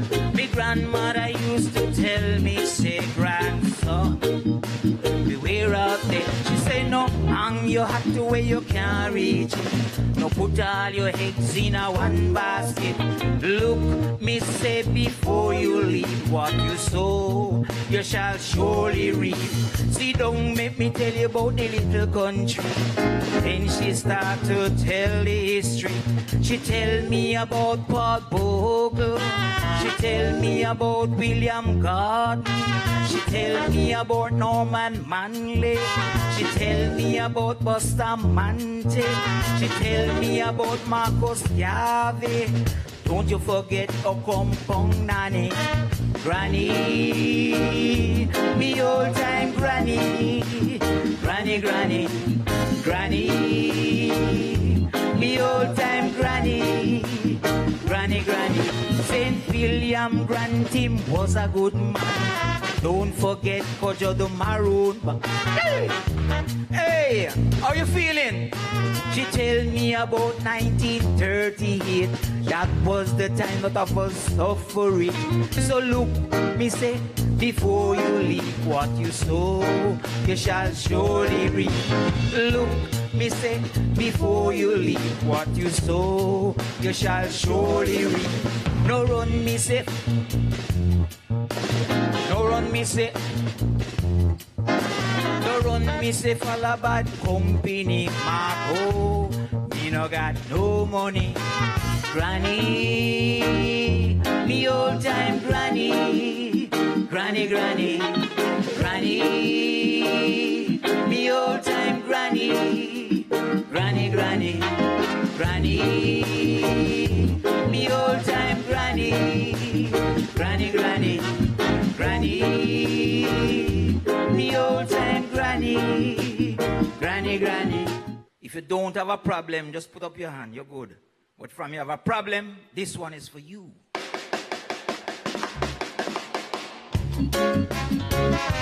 Problems, problems, problems, problems, problems, problems. Listen.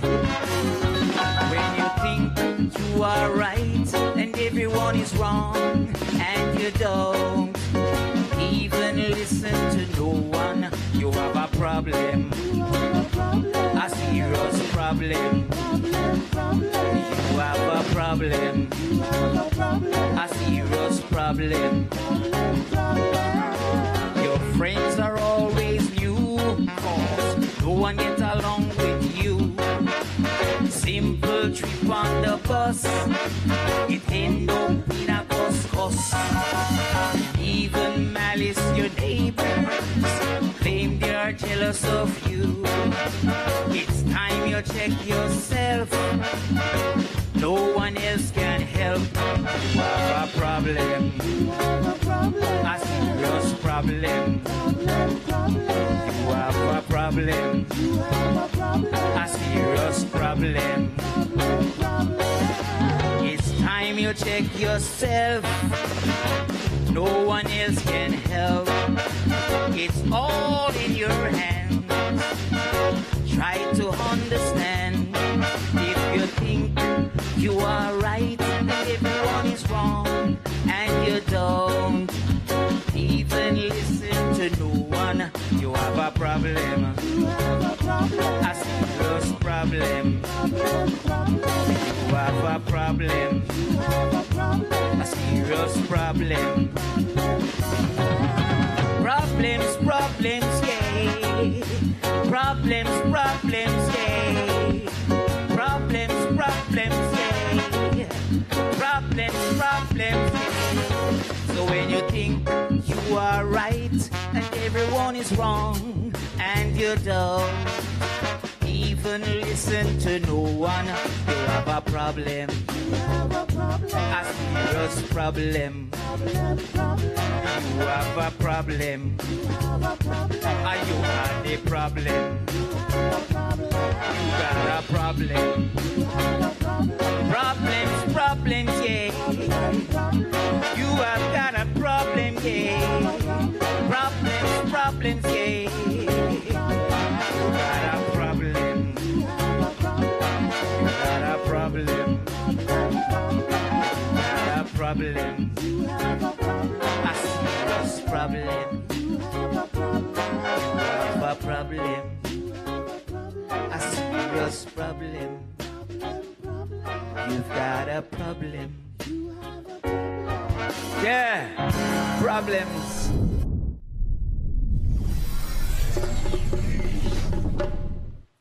Reggae Month. Thank you very much, Minister, for putting all of these artists together.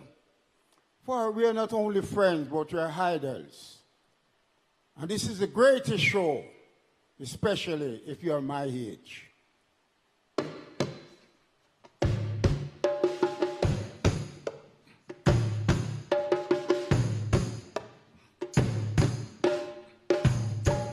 I hear the voice of the Iron Man say,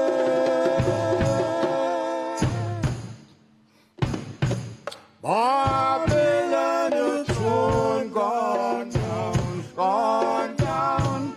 Babylon, your throne gone down. I hear the voice of the Iron Man say,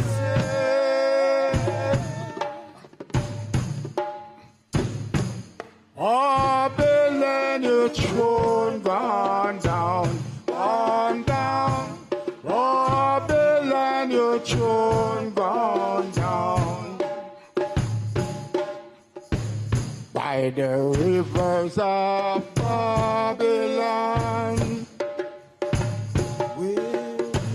there we sat down, and there we wept, and we remember Zion. For the wicked carry us away captivity, requires from us a song.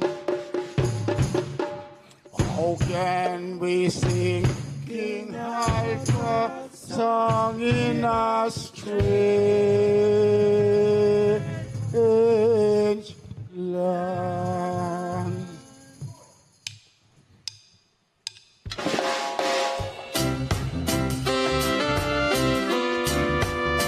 You remember these songs? Back in the days in Shooter One.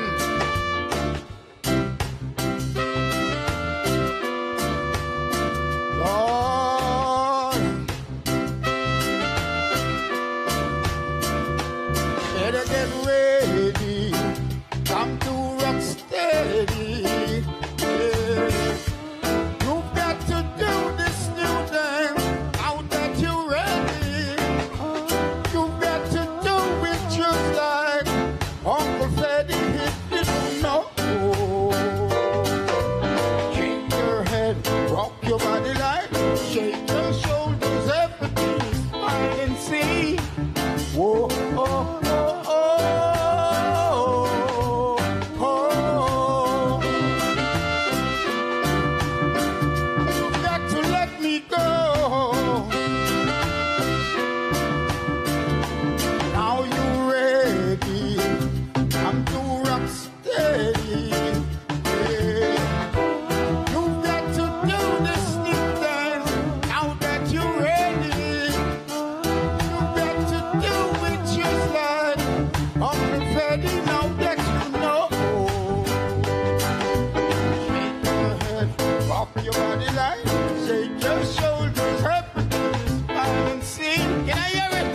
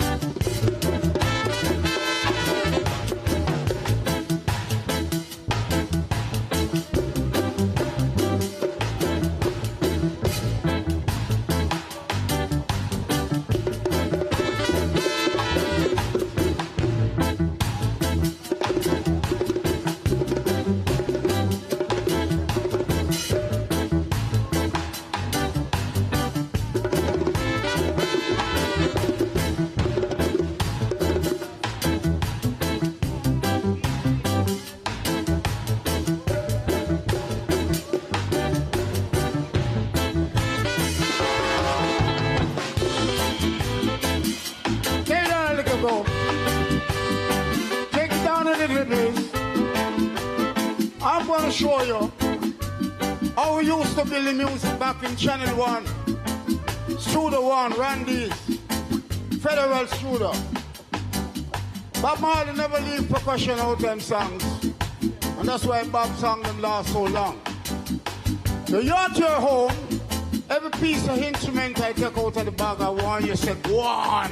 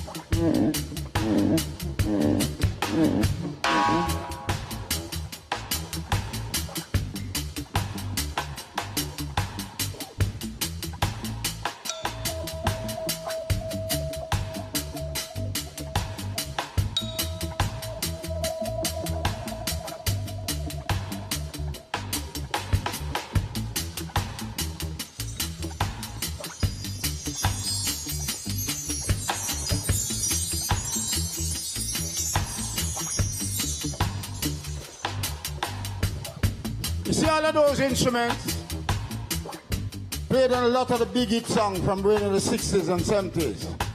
And if my friend Sugar Minot was here tonight, one of the rocksteady master, you hear what Sugar Minot said I say? Yeah man, reggae music, the heartbeat of people. Yeah, time so rough. Yeah, time so rough. Coming from the country, with my bag of Cali, fuck up on the DC, it wants to hold me.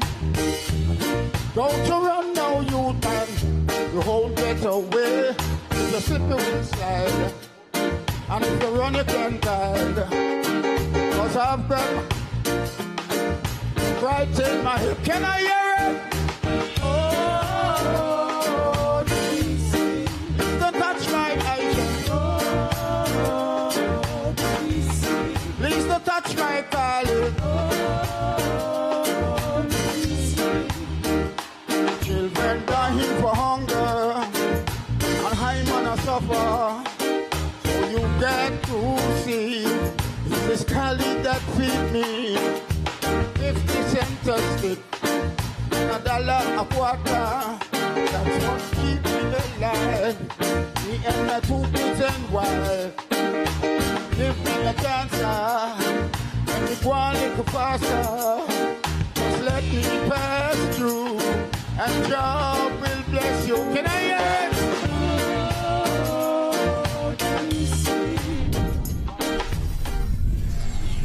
This one is called the comb. The comb is one of the wickedest inventions made and given to black man. Comb don't worry Indians, nor Chinese, Syrians, nor Ottoman Turks, nor Jews, nor white people. But it's murder to the black man head. Why you think black man trim so often or scrape him head completely? It's because of the comb. Why you think the black man trim and wear wig? It's because of the comb. When I was small, comb used to make me bald.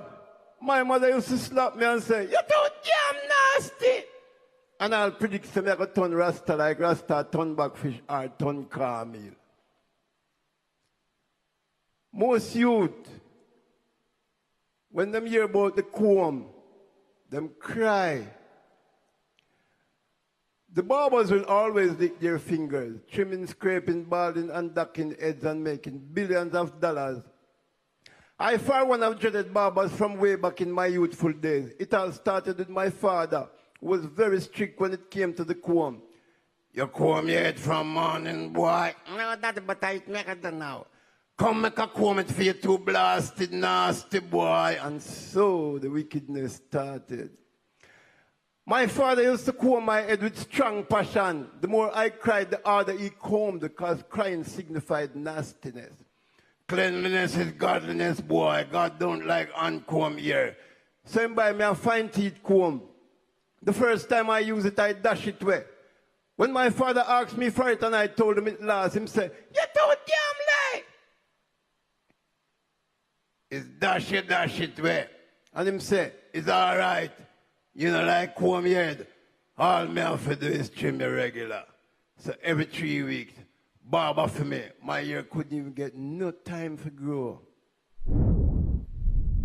Oh, good and how pleasant it is for I and I dwell together in love and unity. More blessings. Respect.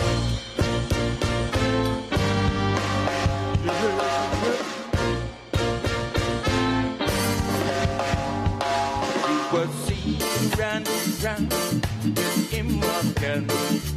Oh yeah. But I knew when you said you were through with him, you still care.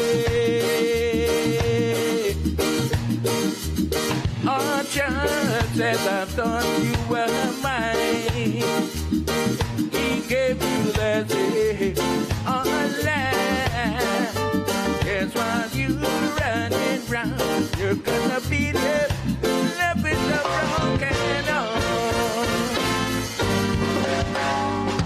Still, I guess this is where you wanna stay. Oh yeah. But I'd much rather have it with me. Oh yeah. Oh, why didn't you let me know before I let myself go? That's why you running round. I'm gonna be left with a broken heart. Left with a broken. Left, I knew that he was taking you away.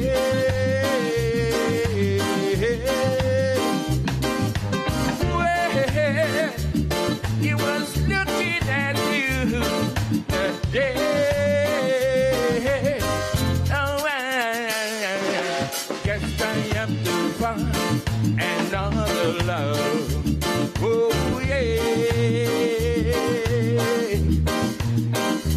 There is nothing I can say, but you're my love. No, no, no, no, darling, darling, darling. But someday you're gonna come back to me. But if someone else is all I'm gonna be, guess what I'm running from.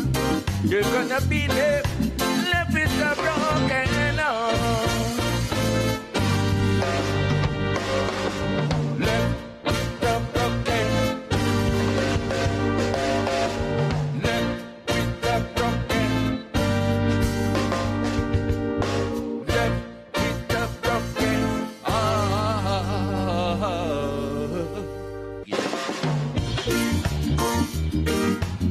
Yeah.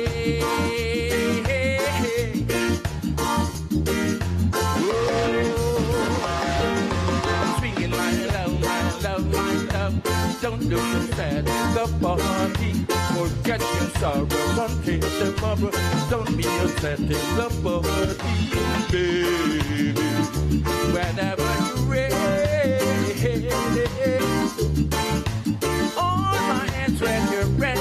Let me rock, rock with me, baby. Rock, rock, rock, rock with me, baby.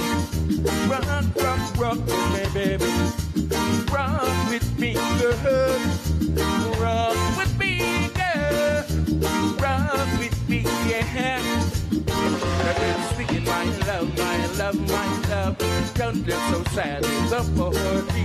Forget your sorrows until tomorrow. Don't be upset in the party, baby. Whenever you're ready,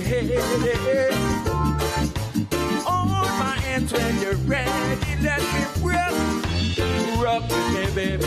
Rock, rock, rock, rock with me, baby. Rock, rock, rock with me, baby. Rock with me, girl. Rock with me, girl. Rock with me, yeah. Dance with me, girl.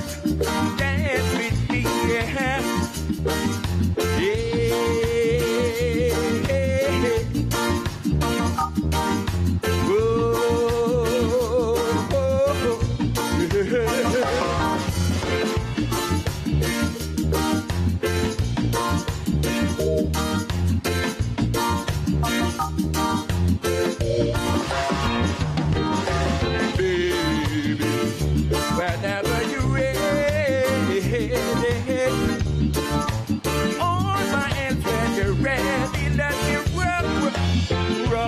baby.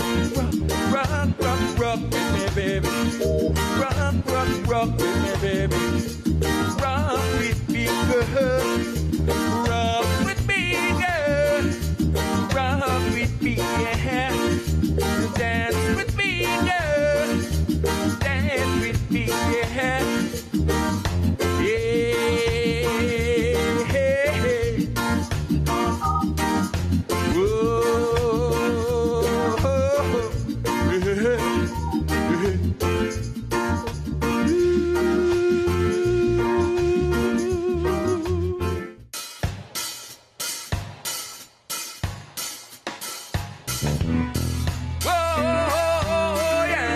None shall escape.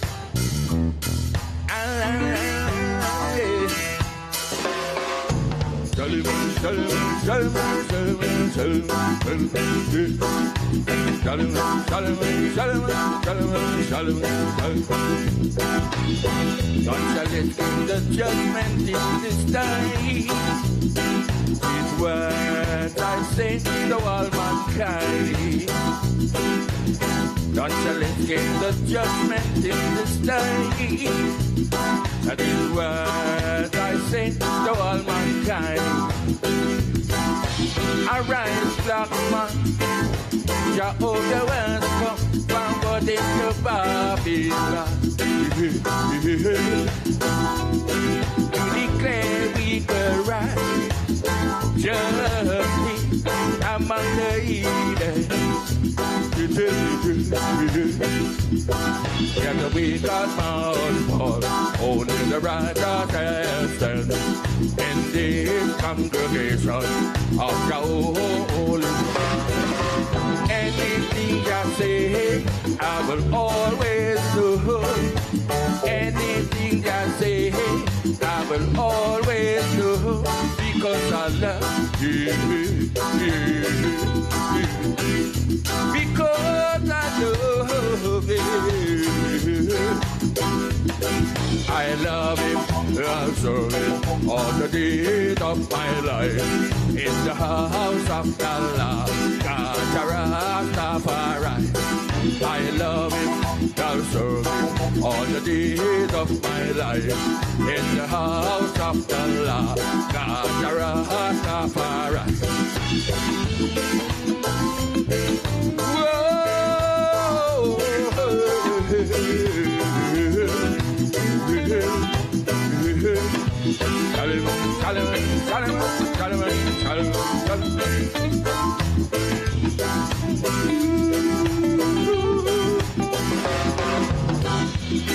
As I approach the gates of Zion, I can hear the choir singing.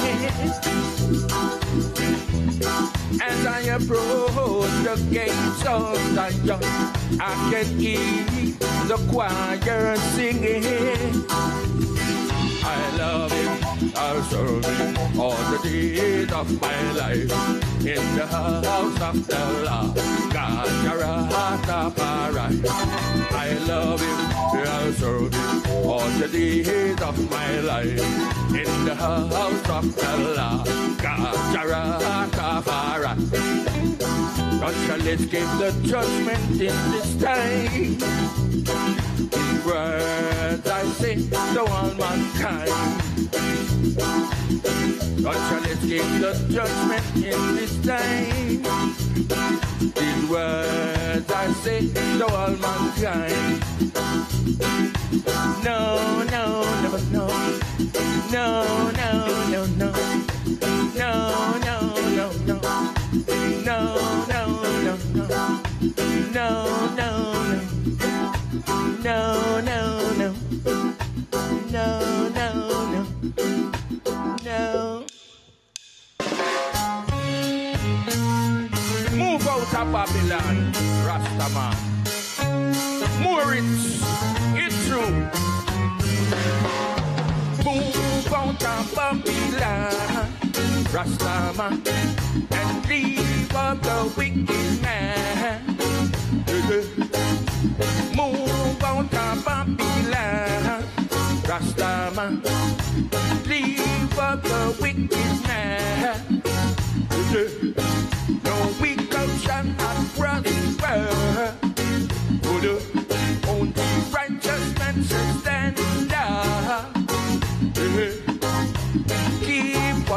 moving. Keep on moving. The Rastaman a move on. The Rastaman a move on. Whoa. Anything that you can do, straight like you do, baby. Move up. Move up, move up. Move on top of the line, Rastaman. Leave up the wicked man. All you backbiters, all you backsliders, you shall not enter. Oh no, you shall not enter in the kingdom of Jah the Almighty. In the kingdom of Jah the Almighty. Oh, yeah, solo.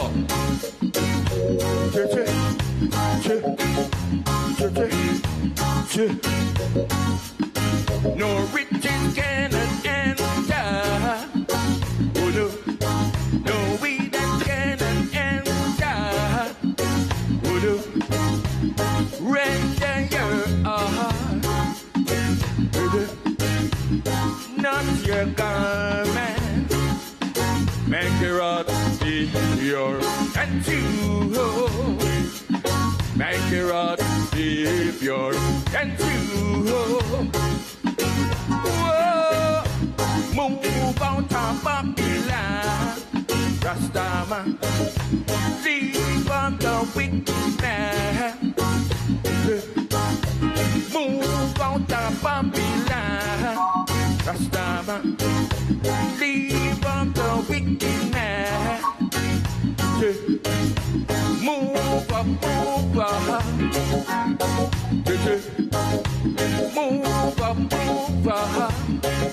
The Rastaman a move on. The Rastaman a move on.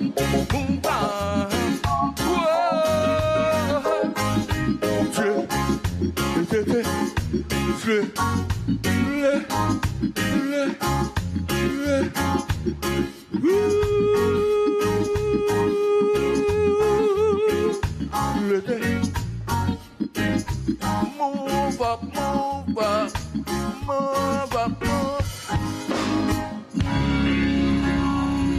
Respect.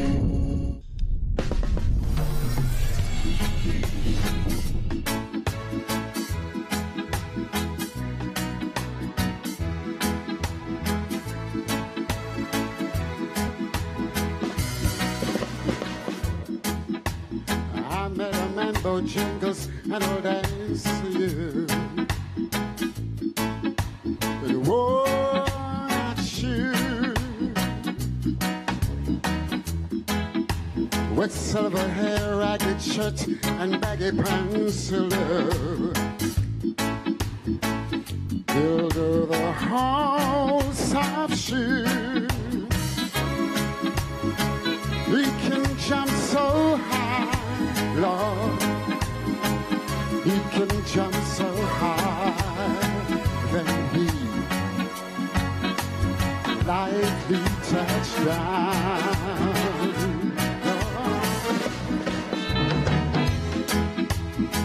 I met him in a cell in New Orleans, the word. When I was down and out, he looked to me to be the very eyes of age. As he spoke right out, he talked of life, Lord, he talked of life. Sat aside and showed us a few new dances.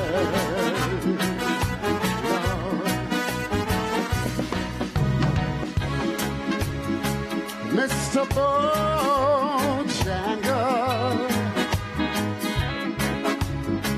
Mr. Bojangles, Mr. Bojangles, come back and dance.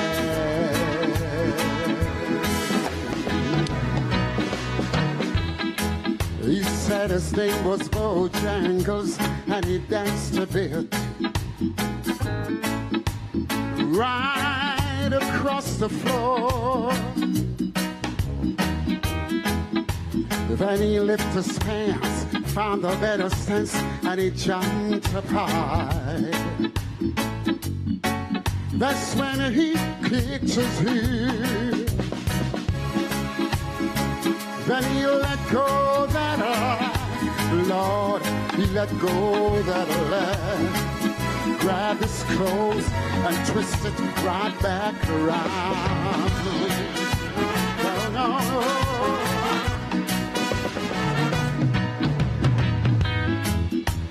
We talked about his road along with a minstrel show, traveling throughout the South. He talked with tears of 15 years, how his dog and he, they were traveling about. But he often died, the old dog just got old and died. And after 20 years, you know, the man, he's still breathes.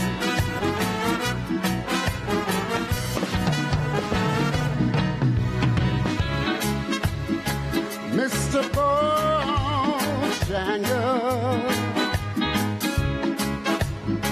Mr. Bojangles,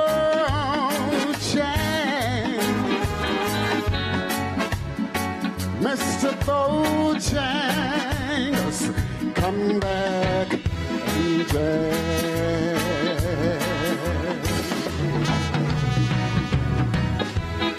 He said, I dance at every chance of honky-tonk for my drinks and tips. Most of the time I spend behind these county bars. You see, son, I drinks a bit. Then he shook his head. And I could hear someone say,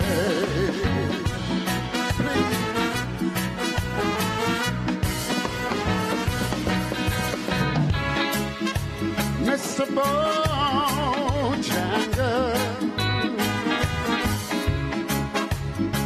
Mr. Bojangles,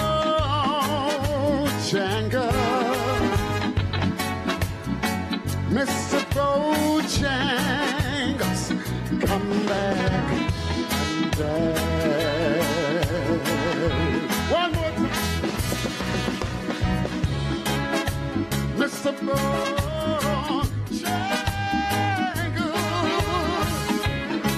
Mr. Bojangles, Mr. Bojangles, come back and dance.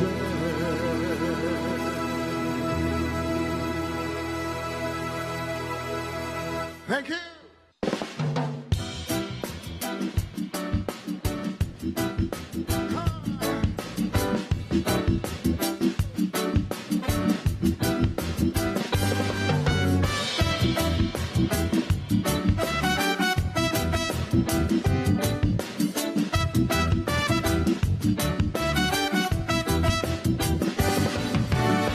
Down in Jamaica, close to Mandeville, back up in the woods on top of the hill, they stood an old hut made of earth and wood. There lay the country boy named Johnny B. Good. to read and write so well, but he could play his guitar like a ringing a bell, yo. So go, Johnny, be good tonight, yeah. So go, Johnny, be good. Used to catch guitar in a gunny sack, sitting in the tree on a railroad track, yeah. The old engineer of the train sitting in the shade, shouting to the rhythm that this driver's made. People passing by would stop and say, oh man, what's a boy can play?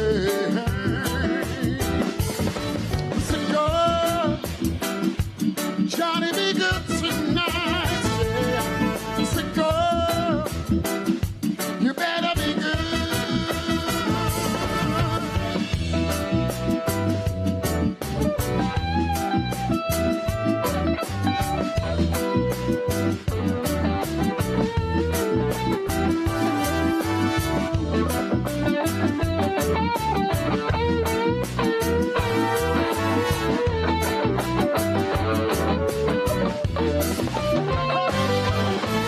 Mama says, son, you got to be the man. You've got to be the leader of a reggae band. People coming in from miles around to hear you sing until the sun goes down. For someday you'll never be the lie. Say, Johnny, Johnny, be good tonight. I said, go, Johnny, be good tonight. I said, go, you better be good. I said, go, Johnny, be good tonight. I said, go, you better be good.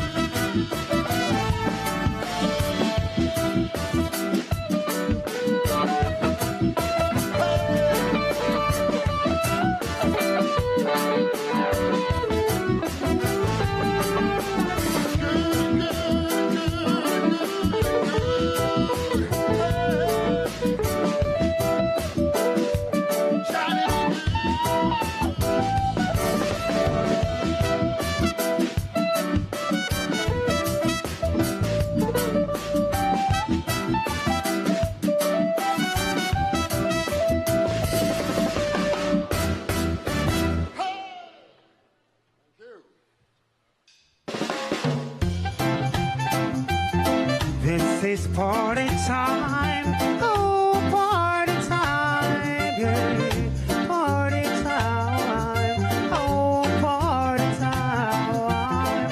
This is party again, oh party time, yeah. Ooh,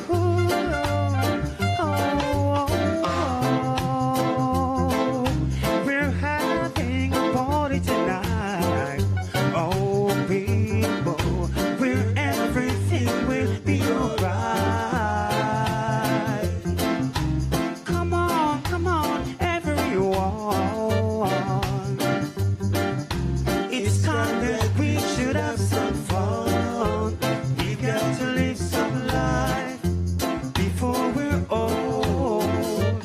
We've got to live some life before we're cold.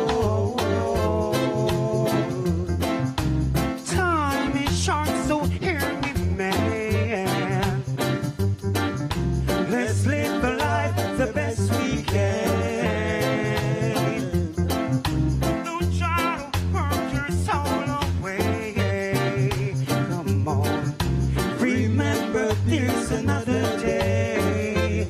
We got to live some life before we're old. We got to live some life before we're cold. This is party time, oh party time.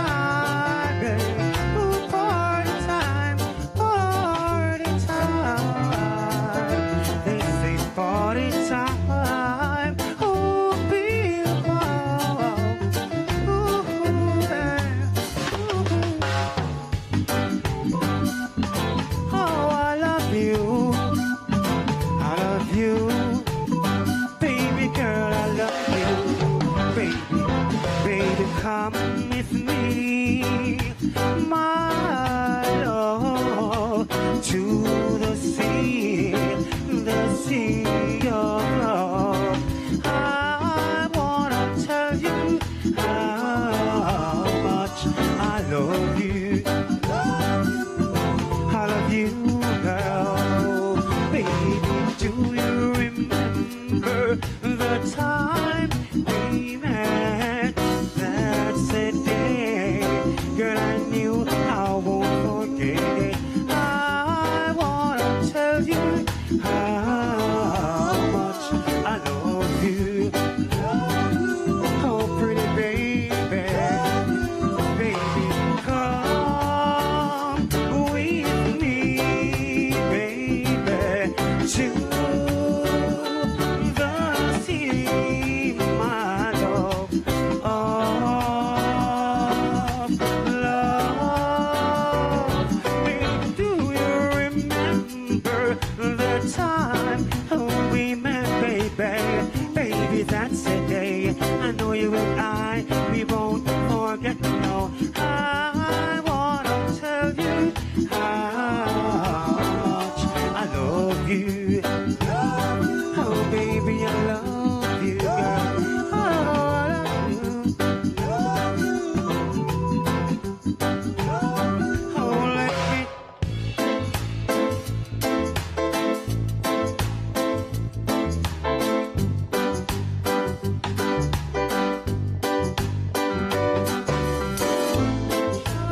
You were my very first girl.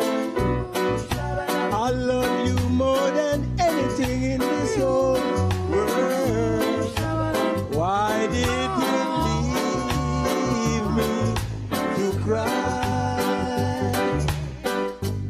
Oh, my honey,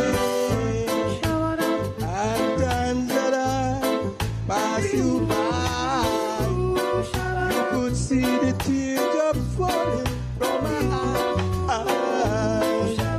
Why did you leave me to cry? Oh, my baby, I wanted you to be a bride, and forever you would stay by my side. Why did you leave me to cry?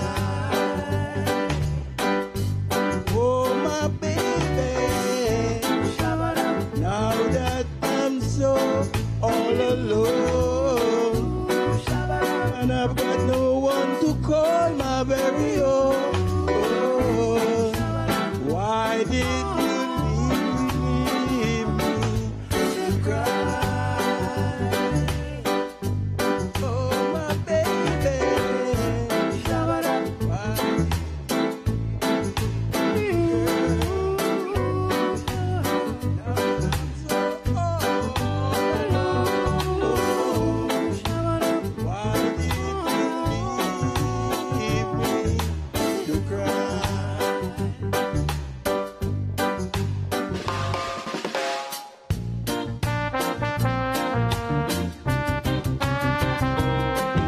yes, another one from the studio one, Catalan.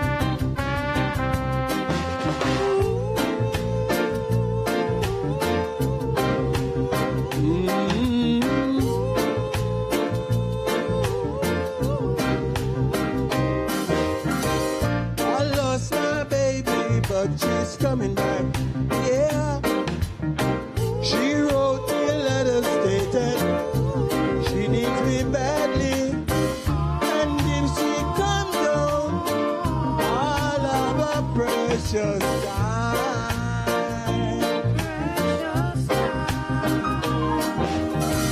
My little honey says her new guy treats her badly. It seems to me his pretty looks made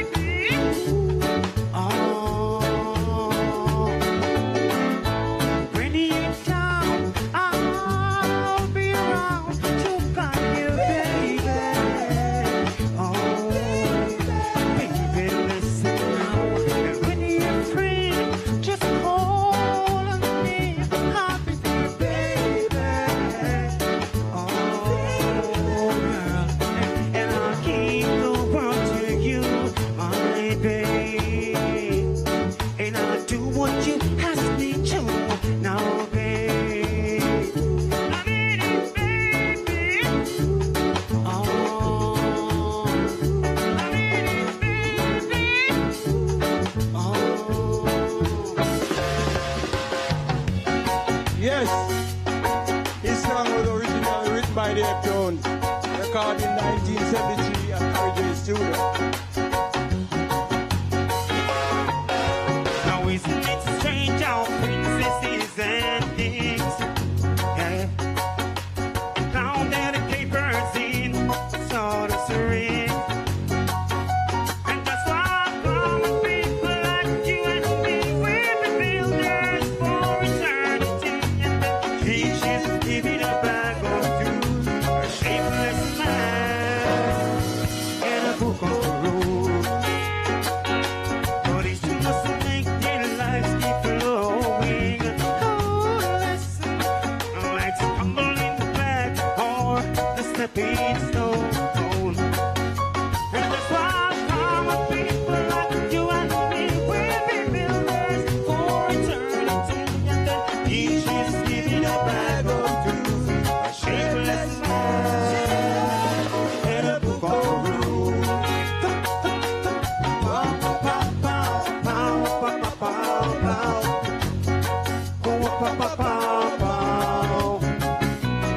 Thank you.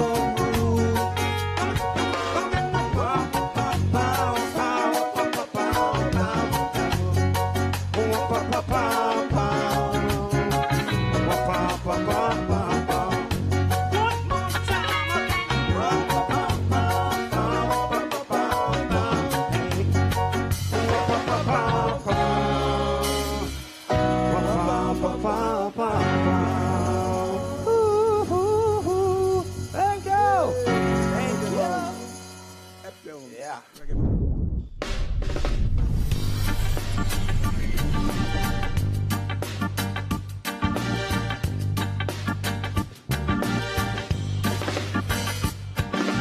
This is reggae music. Welcome to the sound. Need to look no further. The universe is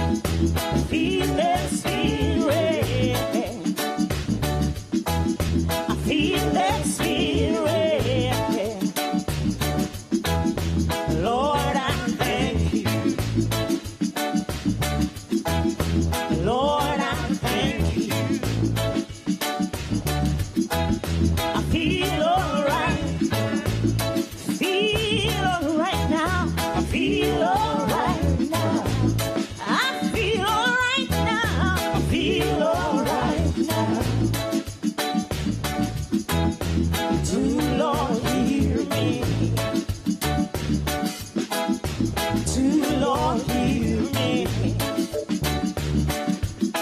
'Cause I'm not boasting. I'm not boasting. No, I'm not boasting. I'm not boasting. I'm not boasting. No, I feel like toasting. I feel like toasting. 'Cause I'm gonna put it on. I'm gonna put it on. In the morning, I'm gonna put it on. Anywhere, anytime, yeah. To Lord, hear me. To Lord, hear me. Whoa, whoa, whoa, whoa, whoa, whoa, I say, yeah. I'm proud, I'm proud, I'm proud, I'm proud, I'm proud, I'm proud, I'm proud, I'm proud, I'm proud, I'm proud, I'm proud, I'm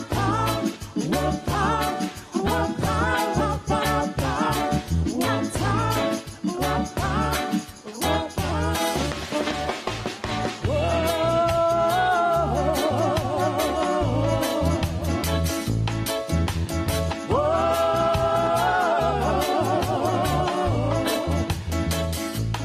You push me round like I'm just a log.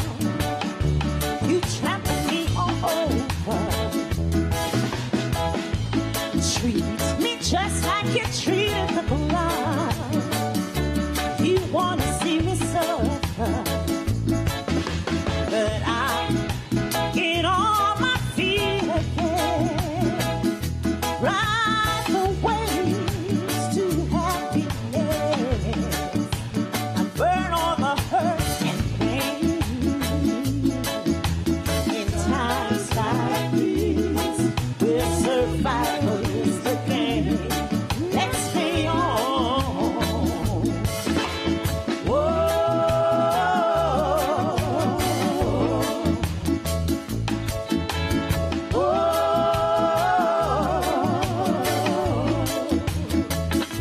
So you can do what you wanna do.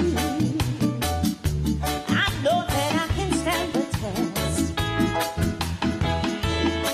Weeds and tears will have to grow until the day of harvest. Then I'll get on my feet again. Ride the wave to happiness. I wanna burn all the hurt and pain. In times like these, where survival is the game. Let's stay on. Oh, yeah, yeah. In times like these, where survival is the game. Let's stay on. Whoa.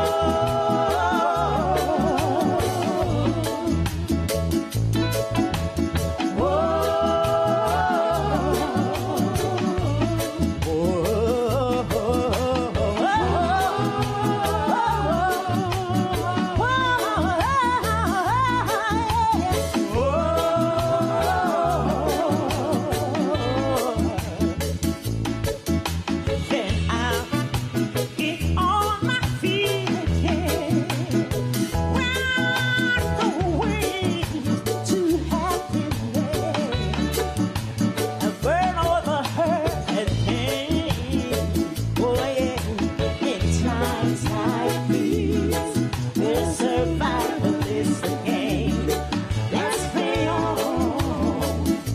Oh, in times like these, where survival is the game. Let's play on. In times like these, where survival is the game. Let's play on.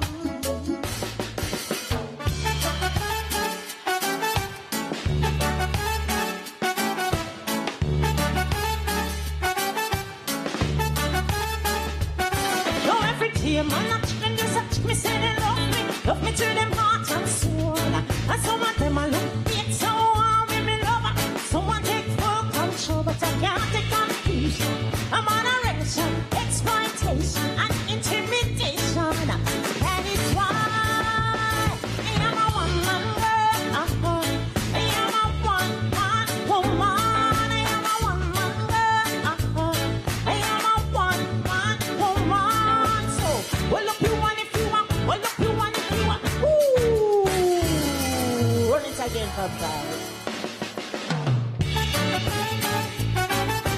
Mercy, mercy, we're coming out of heart. Hey, hey, hey, hey.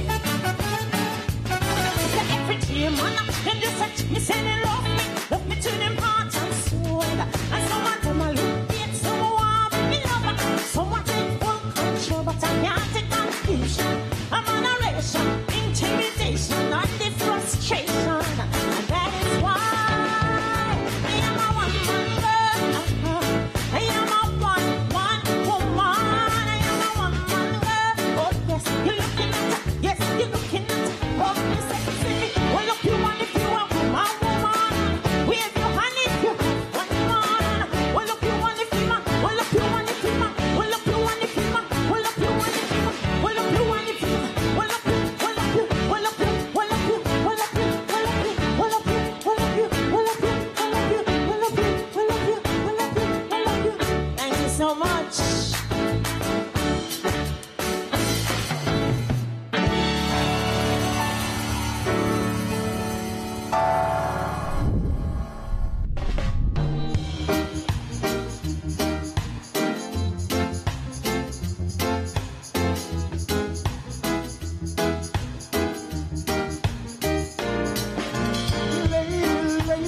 Lady with the starlight, a lovely starlight that shines so bright. A lovely lady with the starlight, a lovely starlight that shines so bright. She must be crazy, crazy or sad. She must be crazy, crazy or sad.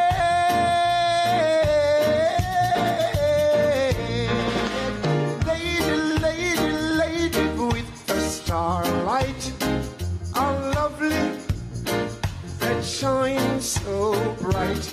A lovely lady with the starlight, a lovely that shines so bright.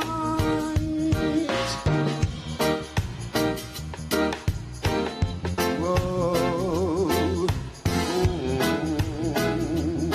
ah yeah. Lady with the starlight, a lovely starlight that shines so bright. Ah, lovely. Thank you so much.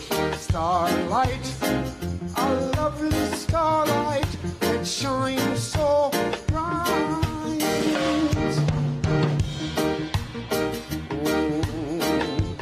La la la la la la.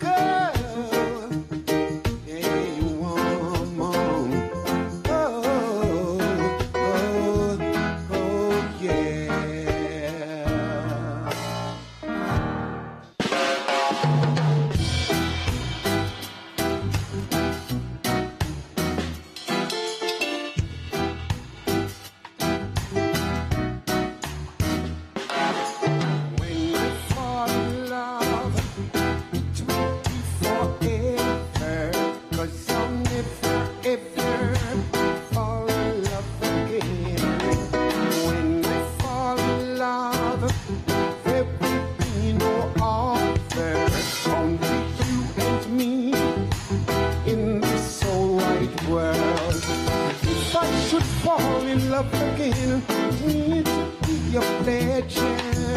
If you don't take all knowledges away, so when we fall in love, it will be forever. 'Cause I'll never ever fall in love again. again.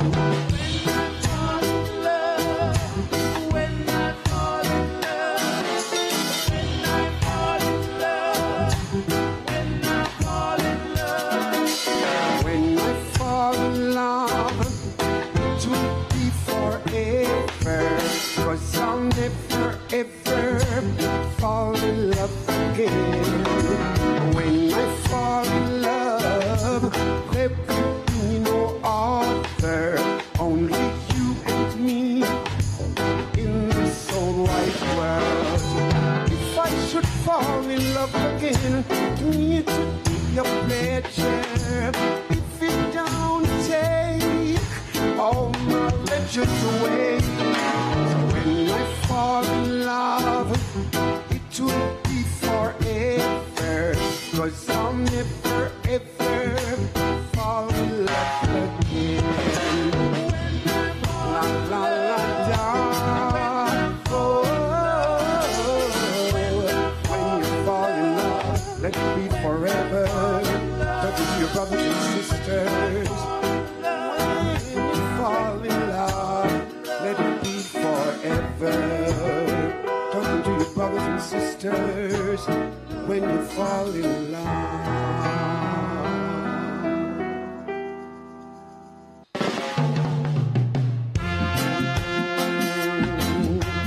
Everybody all right? Thank you so much. Here we go.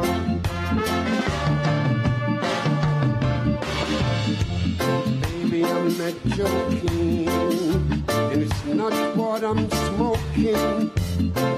I really think you're nice. Don't think I'm kidding you, and don't think I'm bidding. If silver birds are your price, hey woman, borrow if you could see. Ah yeah, the change you made in me. That the angels in the skies were envious and surprised that anyone as nice as you would chance with me. Ah yeah, you better chance with me.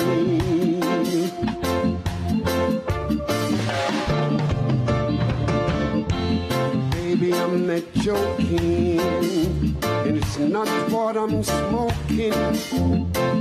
I really think you're mine. Don't think I'm kidding you, and don't think I'm bidding. If silver birds are your price, hey woman, borrow if you could see. Ah yeah, the change you made in me. That the angels in the skies were envious and surprised that anyone as nice as you would chance with me. Ah yeah, you better chance with me. Good Lord, good Lord, yeah.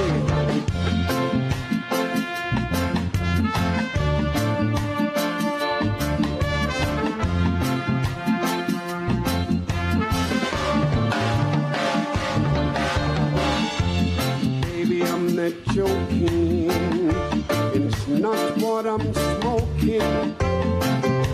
I really think you're nice. Don't think I'm kidding you, and don't think I'm bidding. If silver birds are your price, hey woman, borrow if you could see. Ah yeah, the change you made in me. That the angels in the skies were envious and surprised that anyone as nice as you chance with me. Ah, yeah, you better chance with me. Good Lord, you better chance with me, babe. Come on, you better chance with me, girl. Ah, yeah, good Lord, you better chance with me, babe. Ah, yeah. Come on. Well, thank you so much, ladies and gentlemen. Thank you so much. This month is a special month for our music, reggae music. And this month is Reggae Month. And we don't forget all the people that made so much contribution, musically speaking, so this music could reach where it is now. We have to thank everyone, musicians and singers. Thank you so much. And some of them are not here with us anymore. All these people that make so much contribution for this music to reach where it is today. Thank you so much for having me.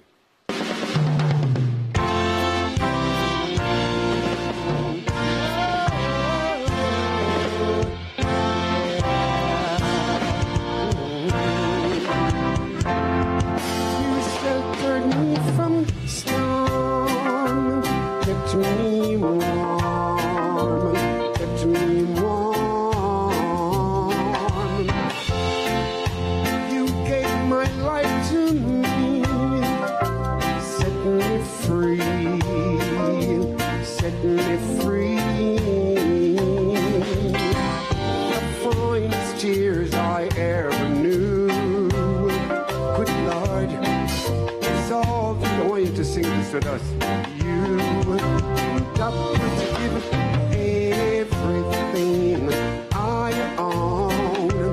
Give up my life, my heart, my own, and I would give everything I own just to have you all back again.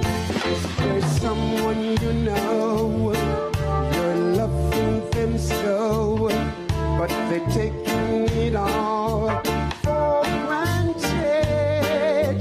You may lose them one day, someone takes them away, and you don't hear a word they say. And I would give everything I own.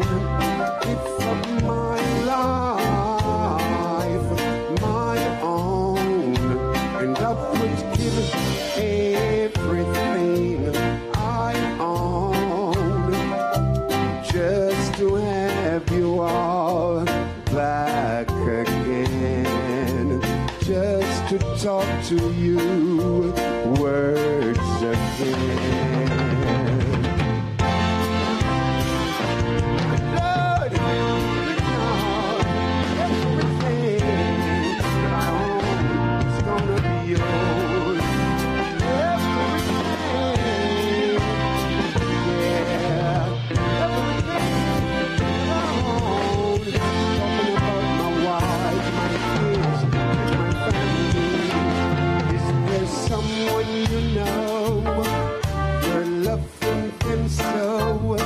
But they're taking it all for granted.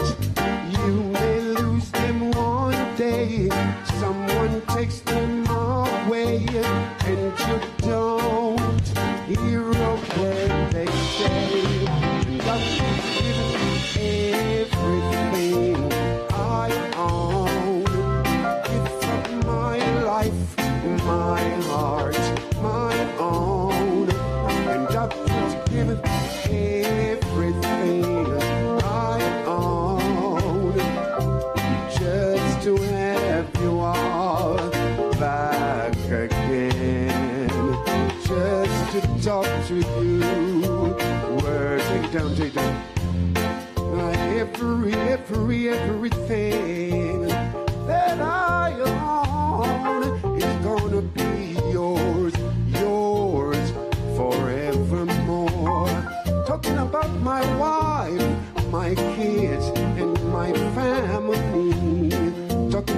brothers and sisters, you better let it be. When you're in love, let it be.